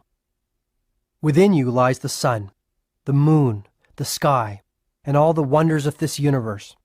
The intelligence that created these wonders is the same force that created you. All things around you come from the same source. We are all one. I'm not sure I follow you. Every being on this earth, every object on this earth has a soul. All souls flow into one. This is the soul of the universe. You see, John, when you nourish your own mind and your own spirit, you are really feeding the soul of the universe. When you improve yourself, you are improving the lives of all those around you. And when you have the courage to advance confidently in the direction of your dreams, you begin to draw upon the power of the universe. Julian, I know you mean well, but what happens if I fail? Failure is not having the courage to try, nothing more and nothing less. The only thing standing between most people and their dreams is the fear of failure. Yet failure is essential to success in any endeavor. Never fear failure. Failure is your friend. The power of discipline. Julian continued to use Yogi Raman's mystical fable as the cornerstone for the wisdom he was sharing with me. You will recall that our friend the sumo wrestler was stark naked. Except for the pink wire cable covering his private parts, I interjected gamely. Right, applauded Julian. The pink wire cable will serve to remind you of the power of self-control and discipline in building a richer, happier, and more enlightened life. My teachers in Savannah taught me that the virtue of discipline was like a wire cable. Have you ever really taken the time to study a wire cable, John? It hasn't been high on my priority list, I confessed with a quick grin. Well, have a look at one sometime. You will see that it consists of many thin, tiny wires placed one on top of the other. Alone, each one is flimsy and weak, but together their sum is much greater than their constituent parts, and the cable becomes tougher than iron. Self-control and willpower are similar to this. To build a will of iron, it is essential to take small, tiny acts in tribute to the virtue of personal discipline. Routinely performed, the little acts pile one on top of another to eventually produce an abundance of inner strength. Self-discipline will provide you with the mental reserves required to persevere when life throws you one of its little curves. I must also alert you to the fact that the lack of willpower is a mental disease, Julian added surprisingly. Willpower allows you to do what you said you would do when you said you would do it. It is willpower that offers you the inner power to keep your commitments to others, and perhaps even more importantly, to yourself. Is it really that important? Most certainly, my friend. It is the essential virtue of every person who has created a life rich with passion, possibility, and peace. Julian then reached into his robe and pulled out a shiny silver locket, the kind you might see in a museum exhibit on ancient Egypt. You shouldn't have, I joked. The sages of Savannah gave this gift to me on my last evening with them. It was a joyous, loving celebration between members of a family who had lived life to the fullest. It was one of the greatest and one of the saddest nights of my life. I left part of myself high in the Himalayas that evening, Julian said, his voice growing soft. What are the words engraved on the locket? Here, I'll read them to you. Never forget them, John. They have really helped me when times got tough. Through the steel of discipline, you will forge a character rich with courage and peace. Through the virtue of will, you are destined to rise to life's highest ideal and live within a heavenly mansion filled with all that is good, joyful, and vital. Without them, you are lost, like a mariner without a compass, one who eventually sinks with his ship. Julian added, building self-control and discipline into your life will also bring you a tremendous sense of freedom.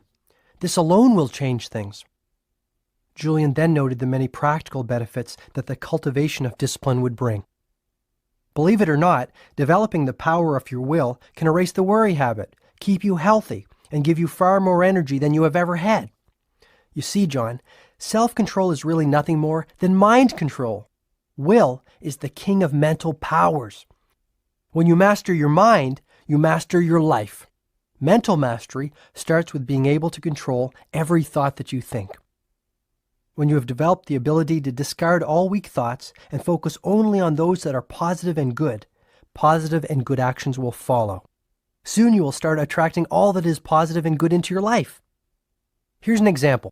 Let's say one of your personal development goals is to get up every morning at 6 a.m. and go for a run. Let's pretend it is now the middle of winter and your alarm wakes you from a deep, restful sleep. Your first impulse is to hit the snooze button and return to your slumber. Perhaps you will live up to your exercise resolution tomorrow. This pattern continues for a few days until you decide that you are too old to change your ways and the physical fitness goal was too unrealistic. You know me too well, I offered sincerely. Now let's consider an alternative scenario. It is still the dead of winter. The alarm goes off and you start to think of staying in bed. But instead of being a slave to your habits, you challenge them with more powerful thoughts. You start to picture in your mind's eye how you will look, feel, and act when you are in peak physical shape. You focus on all that you can accomplish with the increased energy a regular exercise program will bring. No more nights spent in front of the television because you are too tired to do anything else after your long day in court. Your days are filled with vitality, enthusiasm, and meaning. But say I do this, and I still feel like going back to sleep rather than going running. If you continue to wage war against the weaker thoughts that might have silently crept into the palace of your mind over the years, eventually they will see that they are unwanted and leave like visitors who know that they are not welcome. You mean to tell me that thoughts are physical things? Yes, and they are fully in your control. It is just as easy to think positive thoughts as it is to think negative ones. So if I want to have the inner strength to get up earlier, eat less, read more, worry less, be more patient, or be more loving, all I have to do is exert my will to cleanse my thoughts? When you control your thoughts, you control your mind. When you control your mind, you control your life. And once you reach the stage of being in total control of your life, you become the master of your destiny. I needed to hear this.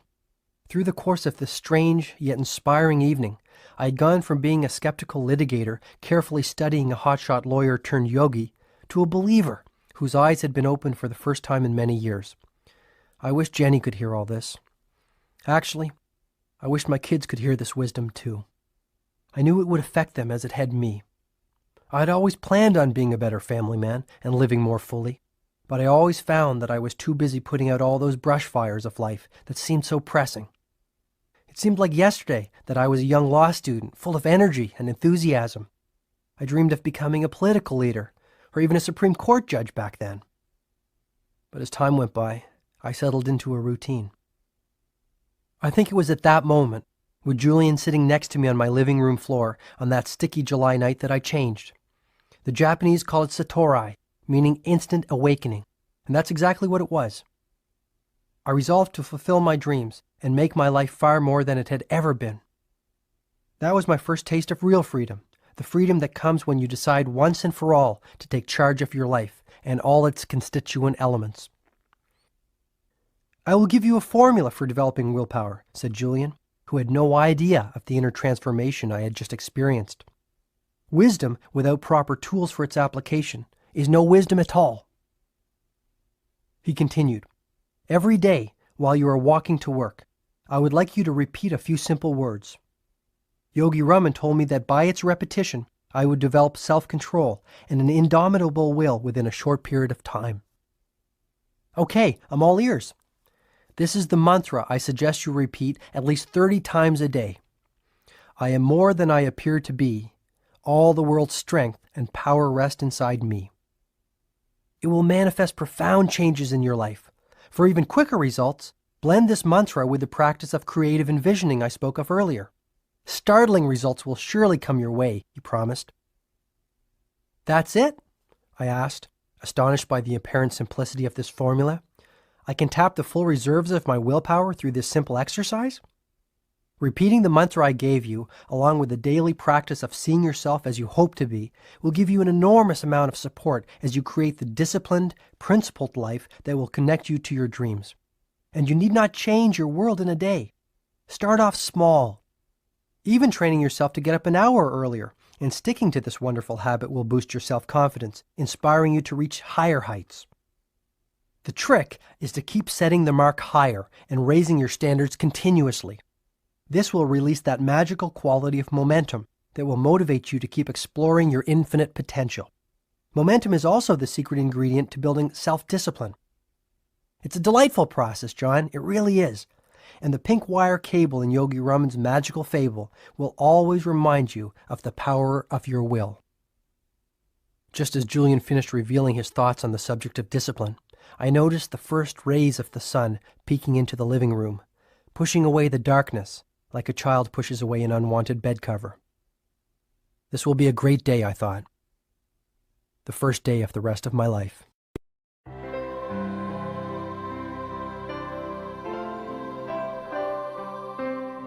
Your most precious commodity. You know what's funny about life? Julian said. By the time most people figure out what they really want and how to go about attaining it, it's usually too late. Is that what the stopwatch in Yogi Raman's fable is all about? Yes. The naked, 9-foot-tall, 900-pound sumo wrestler with the pink wire cable covering his private parts slips on a shiny gold stopwatch that someone has left in the beautiful garden, Julian reminded me. And exactly what does the shiny gold stopwatch represent? It is a symbol of our most precious commodity, time. What about positive thinking and goal setting and self-mastery? They all mean nothing without time. About 6 months after I made Savannah my temporary home, one of the sages came to my hut while I was studying. Her name was Divya.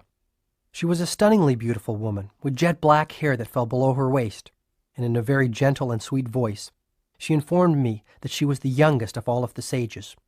She also said that she had come to me on the instructions of Yogi Raman. As the youngest of our community, I have been asked to bring you a gift. It is from all of us, and we offer it as a token of our respect for you, one who has traveled so far to learn our ways. What was the gift? I asked impatiently. It was a miniature hourglass, which had been made from blown glass and a small piece of sandalwood. Seeing my expression, Divya quickly told me that each of the sages had received one of these instruments as children. Though we have no possessions and live pure, simple lives, we respect time and note its passing. These little hourglasses serve as daily reminders of our mortality and the importance of living full, productive days while advancing our purposes. These monks kept time? Each and every one of them understood the importance of time. They each had developed what I call a time consciousness. Time is the greatest leveler. Whether we are privileged or disadvantaged, whether we live in Texas or Tokyo, we all have been allotted days with only 24 hours. Once I heard my father say it was the busiest people who have time to spare. What do you make of that? Busy, productive people are highly efficient with their time. They must be in order to survive. Being an excellent time manager doesn't mean that you must become a workaholic. On the contrary, time mastery allows you more time to do the things that are truly meaningful to you. Time mastery leads to life mastery. Guard your time well. Remember, it's a non-renewable resource. Let me give you an example, Julian offered. Let's say it's Monday morning and your schedule is overflowing with appointments and meetings. Let's say you took 15 minutes the night before to plan your day. Or to be even more effective, let's say you took 1 hour on your quiet Sunday morning to organize your entire week. In your daily planner, you wrote out when you would meet your clients, when you would do legal research, and when you would return phone calls. Most importantly, your personal, social, and spiritual development goals for the week also went into your agenda book. By anchoring all the most vital aspects of your life into your daily schedule, you ensure that your week and your life retain a sense of meaning and peace. Surely you're not suggesting that I take a break in the middle of my busy workday to walk in the park or meditate. All I'm saying is plan your week and manage your time creatively. Have the discipline to focus your time around your priorities. The most meaningful things in your life should never be sacrificed to those that are the least meaningful. I agree, Julian, but I really don't have the time to take breaks in the middle of my day. As it is, I work most evenings. As I said this, I felt my stomach tingling at the mere thought of the mountain of work I was facing. One of the great rules I learned from that wise old sage is that 80% of the results you achieve in your life come from only 20% of the activities that occupy your time. Yogi Raman called it the ancient rule of 20. I'm not sure I follow you. Okay, let's go back to your busy Monday.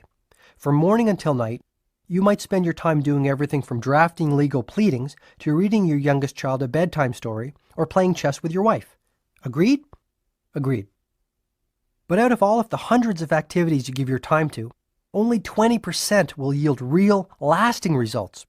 Only 20% of what you do will have an influence on the quality of your life.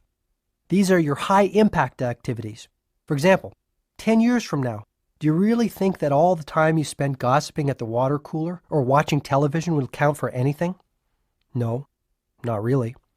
Right, so I'm sure you will also agree there are a number of activities that will count for everything. You mean like time spent improving my legal knowledge, time spent enriching my relationships with my clients, and time invested in becoming a more efficient lawyer? Yes, and time spent nourishing your relationship with Jenny and the kids, time spent connecting with nature and showing gratitude for all you are so fortunate to have, time spent renewing your mind, your body, and your spirit. Direct all of your time to those activities that count. Enlightened people are priority-driven. This is the secret of time mastery. Wow, Yogi Raman taught you all that? I have become a student of life, John. Yogi Raman certainly was a wonderful and inspiring teacher, and I will never forget him for that. But all of the lessons I have learned from my varied experiences have now come together like pieces of a big jigsaw puzzle to show me the way to a better life. I had been to many seminars in time management as a lawyer. Yet, I had never heard the philosophy of time mastery that Julian was now sharing with me. Time management was not just something to focus on at the office and discard at closing time. It was a holistic system that could make all areas of my life more balanced and fulfilling. I would not only be far more productive, I would be far happier. That brings me to another point. Don't let others steal your time. Learn to say no. Having the courage to say no to the little things in life will give you the power to say yes to the big things. What about procrastination? All too often, I keep putting off the things that I don't like doing. It is human nature to do the things that feel good and avoid the things that feel bad. But as I said earlier, the most productive people in this world have cultivated the habit of doing the things that less productive people don't like doing, even though they too might not like doing them. I stopped and thought deeply about the principle I had just heard. Perhaps procrastination was not my problem. Maybe my life had simply become too complex. Julian sensed my concern. Yogi Raman told me that those who are masters of their time live simple lives. A hurried, frenzied pace is not what nature intended. While he firmly believed that lasting happiness could be reached only by those who were effective and set definite aims for themselves, living a life rich with accomplishment and contribution did not have to come through sacrifice of peace of mind. This is what I found so fascinating about the wisdom I was hearing. It allowed me to be more productive and yet fulfill my spiritual longings. I started to open up myself even more to Julian. You have always been honest and forthright with me, so I will be the same with you. I don't want to give up my practice and my house and my car to be happier and more satisfied. I like my toys and the material things I have earned. They are my rewards for all the hours I have worked over the years. But I feel empty. I really do. There is so much I could do with my life. You know, I'm almost 40, and I have never been to the Grand Canyon or the Eiffel Tower. I can't even remember the last time I took a long, quiet walk by myself after a snowfall, just to hear the sounds and to enjoy the sensations. Then simplify your life, Julian suggested sympathetically. Apply the ancient ritual of simplicity to every aspect of your world. Too many people are dreaming of some magical rose garden on the horizon rather than enjoying the one growing in their backyards. What a tragedy. Any suggestions? That I will leave to your own imagination. Oh, And that reminds me of another thing I do to make sure my life stays calm and simple. What's that? I love to have a quick nap in the afternoon. I find it keeps me energetic, refreshed, and youthful. I guess you could say that I need my beauty sleep, Julian laughed. Beauty has never been one of your strong points. A sense of humor has always been one of yours, and for this I commend you. I think Yogi Raman said it best when he said, "Laughter opens your heart and soothes your soul." No one should ever take life so seriously that they forget to laugh at themselves. Julian had one final thought to share on the subject of time. Perhaps most importantly, John, stop acting like you have 500 years to live. Develop a deathbed mentality. When you adopt a deathbed mentality, you live every day as if it was your last. The deathbed question alone has the power to change your life. It will energize your days and bring a rush of zest and spirit to all that you do. Powerful stuff. Here's more. There is a simple remedy to break the spell of frustration that plagues so many people. Act as if failure is impossible and your success will be assured. Be brave and set no limits on the workings of your imagination. Never be a prisoner of your past. Become the architect of your future. You will never be the same.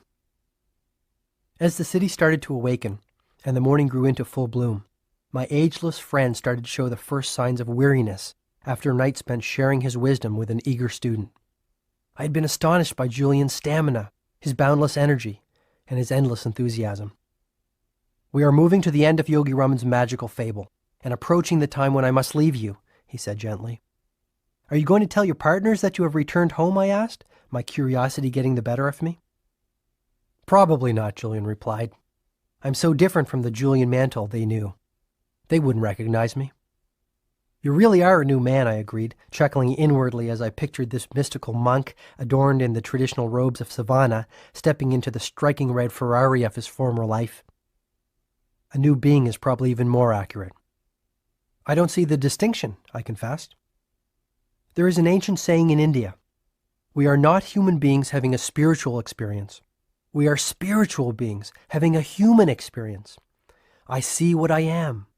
I am no longer in the world. The world is in me.'" "I'm going to have to chew on that one for a while," I said in total honesty, not quite comprehending what Julian was talking about. "Sure. I understand, my friend. A time will come when you are clear on what I am saying. If you follow the principles I have revealed to you and apply the techniques I have offered, you will surely advance along the path of enlightenment. You will see your life for what it really is, a small blip on the canvas of eternity, and you will come to see clearly who you are and the ultimate purpose of your life. Which is? To serve, of course. Listen to your conscience. It will tell you that your calling in life is ultimately selfless service to others in some form or another. My mission is to spread the ancient wisdom of the sages of Savannah to all those who need to hear it. This is my purpose." The fire of knowledge had kindled Julian's spirit. He was so passionate, so committed, and so fervent about what he was saying that it was reflected even in his physical dimension. His transformation from a frail old litigator to a vital young Adonis was not brought about by a simple change in his diet or a daily dose of some quick-fix exercise plan. He had found the secret that people through the ages have been searching for. It was more than the secret of youth, fulfillment, or even happiness. Julian had discovered the secret of the self. The ultimate purpose of life. "The sages of Savannah were not only the most youthful people I have ever met," observed Julian. "They were also the kindest. Yogi Raman told me that when he was a child, as he waited for sleep, his father would ask him what good deeds he had performed through the course of that day. Believe it or not, if he said that he hadn't done any, his father would request that he get up and perform some act of kindness and selfless service before he was permitted to go to sleep." Julian went on, "One of the most essential of all the virtues for enlightened living that I can share with you, John, is this one. When all is said and done, no matter what you have achieved, the quality of your life will come down to the quality of your contribution." Does this have something to do with the fresh yellow roses in Yogi Raman's fable? Of course it does. The flowers will remind you of the ancient Chinese proverb, "A little bit of fragrance always clings to the hand that gives you roses." The meaning is clear. When you work to improve the lives of others, you indirectly elevate your own life in the process. When you take care to practice random acts of kindness daily, your own life becomes far richer and more meaningful. To cultivate the sacredness and sanctity of every day, serve others in some way. Are you suggesting that I get involved in some volunteer work? That's an excellent starting point, but what I'm speaking of is much more philosophical than that. I'm suggesting that you adopt a new paradigm of your role on this planet. You're losing me again. Shed some light on the term paradigm. I'm not really familiar with it. A paradigm is simply a way of looking at a circumstance or at life in general. Some people see the glass of life as half empty. The optimists see it as half full. They interpret the same circumstance differently because they have adopted a different paradigm. A paradigm is basically the lens through which you see the events of your life, both external and internal. To dramatically improve the quality of your life, you must cultivate a new perspective of why you are here on Earth. You must realize that there can only be one real reason for your being here. And that would be to give yourself to others and to contribute in a meaningful way, Julian replied. Our world is in the midst of great change. People are trading in money for meaning. Lawyers who used to judge people by the size of their pocketbooks are now judging people by the size of their commitment to others, by the size of their hearts. Teachers are leaving the wombs of secure jobs to nurture the intellectual growth of needy kids living in the combat zones we call inner cities. People have heard the clear call for change. People are realizing that they are here for a purpose and that they have been given special gifts that will aid them to realize it. What kind of special gifts? Exactly the ones I've been telling you about all evening. An abundance of mental ability, boundless energy, unlimited creativity, and a storehouse of discipline and a wellspring of peacefulness. It is simply a matter of unlocking these treasures and applying them for common good, noted Julian. So how can one go about doing good? I'm simply saying that you should make it a priority to change your worldview so that you stop seeing yourself purely as an individual and start seeing yourself as part of the collective. Your life moves to a more magical dimension when you start striving to make the world a better place. I knew Julian had a point. One of the things that was starting to bother me about practicing law was that I didn't really feel I was making the sort of contribution I knew I was capable of making. I realized that I had ensconced myself in a middle-class cocoon, one that sheltered me from society at large and one I had grown accustomed to. Compassion and daily acts of kindness will make life far richer, Julian said. Take the time to meditate every morning on the good you will do for others during your day. The sincere words of praise to those who least expect it, the gestures of warmth offered to friends in need, the small tokens of affection to members of your family, all add up to a much more wonderful way to live. And speaking of friendships, make sure you keep them in constant repair. A person with 3 solid friends is very wealthy indeed. I nodded. Friends add humor, fascination, and beauty to life. Good friends are there to help you when life throws one of its little curves at you and things look worse than they seem. When I was a busy litigator, I had no time for friends. Now I am alone, except for you, John. When I have just put down a wonderful book that has moved me deeply, I have no one to share my thoughts with. I have no one to open my soul to when the sunshine of a glorious autumn day warms my heart and fills me with joy. Julian quickly caught himself. However, regret is not an activity for which I have any time. I have learned from my teachers in Savannah that every dawn is a new day to the one who is enlightened. Julian's eyes glittered in the hope of things yet to come. It appeared to me that Julian Mantle had indeed been elevated from a human being passing through life without a care for anyone to a spiritual being passing through life only caring about others. Perhaps this was the path that I too was about to walk.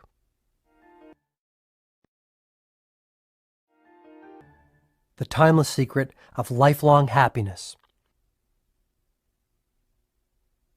It had been over 12 hours since Julian had arrived at my house. Those 12 hours were, without a doubt, the most important of my life. All at once, I was feeling exhilarated, motivated, and yes, even liberated. I realized that I had not even begun to explore the reaches of my human potential. Julian's wisdom allowed me the opportunity to come to grips with the wounds that were keeping me from living with the laughter, energy, and fulfillment I knew that I deserved. I felt moved. I'll have to leave soon. You have commitments which are pressing on your time, and I have my own work to tend to, Julian said apologetically. My work can wait. Unfortunately, mine can't, he said with a quick smile. But before I leave, I must reveal the final element of Yogi Raman's magical fable. You will recall that the sumo wrestler fell to the ground. After what seemed like an eternity, he finally regained consciousness when the marvelous fragrance of the yellow roses reached his nose. He then jumped to his feet in delight and was astonished to see a long, winding path studded with millions of tiny diamonds. Of course, our friend the sumo wrestler took the path, and in doing so, lived happily ever after. Seems plausible, I chuckled. Yogi Raman's story has a purpose, and the principles it symbolizes are not only powerful, they are highly practical. True, I agreed without reservation. The path of diamonds, then, will serve to remind you of the final virtue of enlightened living. By carrying this principle with you through your daily work, you will enrich your life. You will begin to see the exquisite wonders in the simplest of things and live with the ecstasy you deserve. And by carrying out your promise to me and sharing it with others, you will also allow them to transform their world from the ordinary into the extraordinary. Will this take me a while to learn? The principle itself is strikingly straightforward to grasp, but learning how to apply it effectively in all your waking moments will take a couple of weeks of steady practice. Okay, I'm dying to hear it. Funny you should say that, because the seventh and final virtue is all about living. The sages of Savannah believed that a truly joyful and rewarding life comes only through a process they called living in the now. The most important moment is now. Learn to live in it and savor it fully. I understand exactly what you're saying, Julian. My mind is always flooded by a million little thoughts pulling me in a million different directions. It's really frustrating. Why? It tires me out. I guess I just don't have peace of mind. Yet I have experienced times when my mind is fully occupied on only what was in front of me. Often, this happened when I was under the gun to crank out a legal brief, and I didn't have time to think about anything other than the task at hand. I've also felt this kind of total focus when I was playing soccer with the boys, and I really wanted to win. Hours seemed to pass by in minutes, and I felt centered. It was as if the only thing that mattered to me was what I was doing in that very moment. Come to think of it, these were probably the times when I felt the most peaceful as well. Julian replied, "Being engaged in a pursuit that truly challenges you is the surest route to personal satisfaction. But the real key to remember is that happiness is a journey, not a destination. Live for today. There will never be another one quite like it," finished Julian, his smooth hands coming together as if to give a prayer of thanks for being privy to what he had just said. Is that the principle that the path of diamonds in Yogi Raman's fable symbolizes? I asked. You can have the life you deserve the very moment you start to understand that the path you are currently walking on is one rich with diamonds and other priceless treasures. Enjoy the beauty and the sacredness of all that is around you. You owe it to yourself. Does that mean that I should stop setting big goals for my future and concentrate on the present? No, replied Julian firmly. Goals and dreams for the future are essential elements in every truly successful life. My point is simply this. Never put off happiness for the sake of achievement. Today is the day to seize the moment and live a life that soars. Today is the day to live from your imagination and harvest your dreams. And please never, ever forget the gift of family. I'm not sure I know exactly what you mean, Julian. Live your children's childhood, came the simple reply. Huh? I muttered, perplexed at the apparent paradox. Few things are as meaningful as being a part of your children's childhood. What is the point of climbing the steps of success if you have missed the first steps of your own kids? What is the use of being known across the country as a red-hot trial lawyer if your kids don't even know their father, Julian offered, his voice now quivering with emotion. I know where if I speak. This last comment floored me. What could this former millionaire playboy know about being a father? I do know something of the blessings we call children, he said softly. But I always thought you were the city's most eligible bachelor before you threw in the towel and gave up your practice. Before I was caught up in the illusion of that fast and furious lifestyle, you know that I was married. Yes? He then paused, as a child might before telling his best friend a closely guarded secret. What you do not know is that I also had a little daughter. She was the sweetest, most delicate creature I have ever seen in my life. People told me I had a brilliant future, a stunningly beautiful wife, and a wonderful daughter. Yet when life seemed to be perfect, it was all taken from me in an instant. For the first time since his return, Julian's eternally joyful face was enveloped in sadness. A single tear began to slide down one of his bronzed cheeks and dripped onto the velvety fabric of his ruby-red robe. You don't have to continue, Julian, I offered sympathetically, placing an arm around his shoulder to comfort him. The drunk driver who killed my daughter didn't take away only one precious life on that sun-soaked October afternoon. He took two. After my daughter's passing, my life unraveled. I started spending every waking moment at the office, foolishly hoping that my legal career might be the salve for the pain of a broken heart. My wife, who had been my constant companion since law school, left me, citing my obsession with work. My health deteriorated, and I spiraled into the infamous life that I was engaged in when we first met. Sure, I had everything money could possibly buy, but I sold my soul for it. I really did, Julian noted emotionally, his voice still choked up. So when you say, live your children's childhood, you are basically telling me to take the time to watch them grow and flourish? That's it, isn't it? Even today, 27 years after she left us, while we were driving her to her best friend's birthday party, I would give anything just to hear my daughter giggle again, or to play hide and seek like we used to in our back garden. I would love to hold her in my arms and softly caress her golden hair. She took a piece of my heart with her when she left. And though my life has been inspired by new meaning since I found the way to enlightenment and self-leadership in Savannah, a day doesn't pass without me seeing the rosy face of my sweet little girl in the silent theater of my mind. You have such great kids, John. The best gift you could ever give your children is your love. Get to know them again. Pretty soon they will be off, building lives and families of their own. Then it'll be too late. The time will be gone. Julian had struck a chord deep inside of me. I guess I had known for some time that my workaholic pace was slowly but steadily loosening our family ties. Piano recitals, Christmas plays, Little League championships had all been traded for my professional advancement. Happiness is a journey, Julian continued, his voice rising once again with the heat of passion. Enjoy the special moments that every day offers, because today, this day is all you have. Can anyone learn to live in the now? Absolutely. No matter what your current circumstances might be, you can train yourself to enjoy the gift of living and fill your existence with the jewels of everyday life. When you start spending even 5 minutes a day practicing the art of gratitude, you will cultivate the richness of living that you are looking for. So by giving daily thanks for all of my assets, whether these are material or spiritual, I will develop the habit of living in the moment? Yes, this is an effective method for putting far more living into your life. When you savor the now, you kindle the fire of life that allows you to grow your destiny. Grow my destiny? We all have something we are meant to do. Your genius will shine through, happiness will fill your life the instant you discover your higher purpose and then direct all your energies towards it. Once you are connected to this mission, all your desires will be fulfilled effortlessly.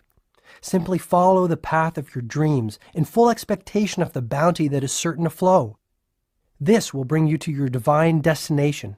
This is what I mean by growing your destiny, Julian offered sagely. When I was a young boy, my father loved to read me a fairy tale known as Peter and the Magic Thread.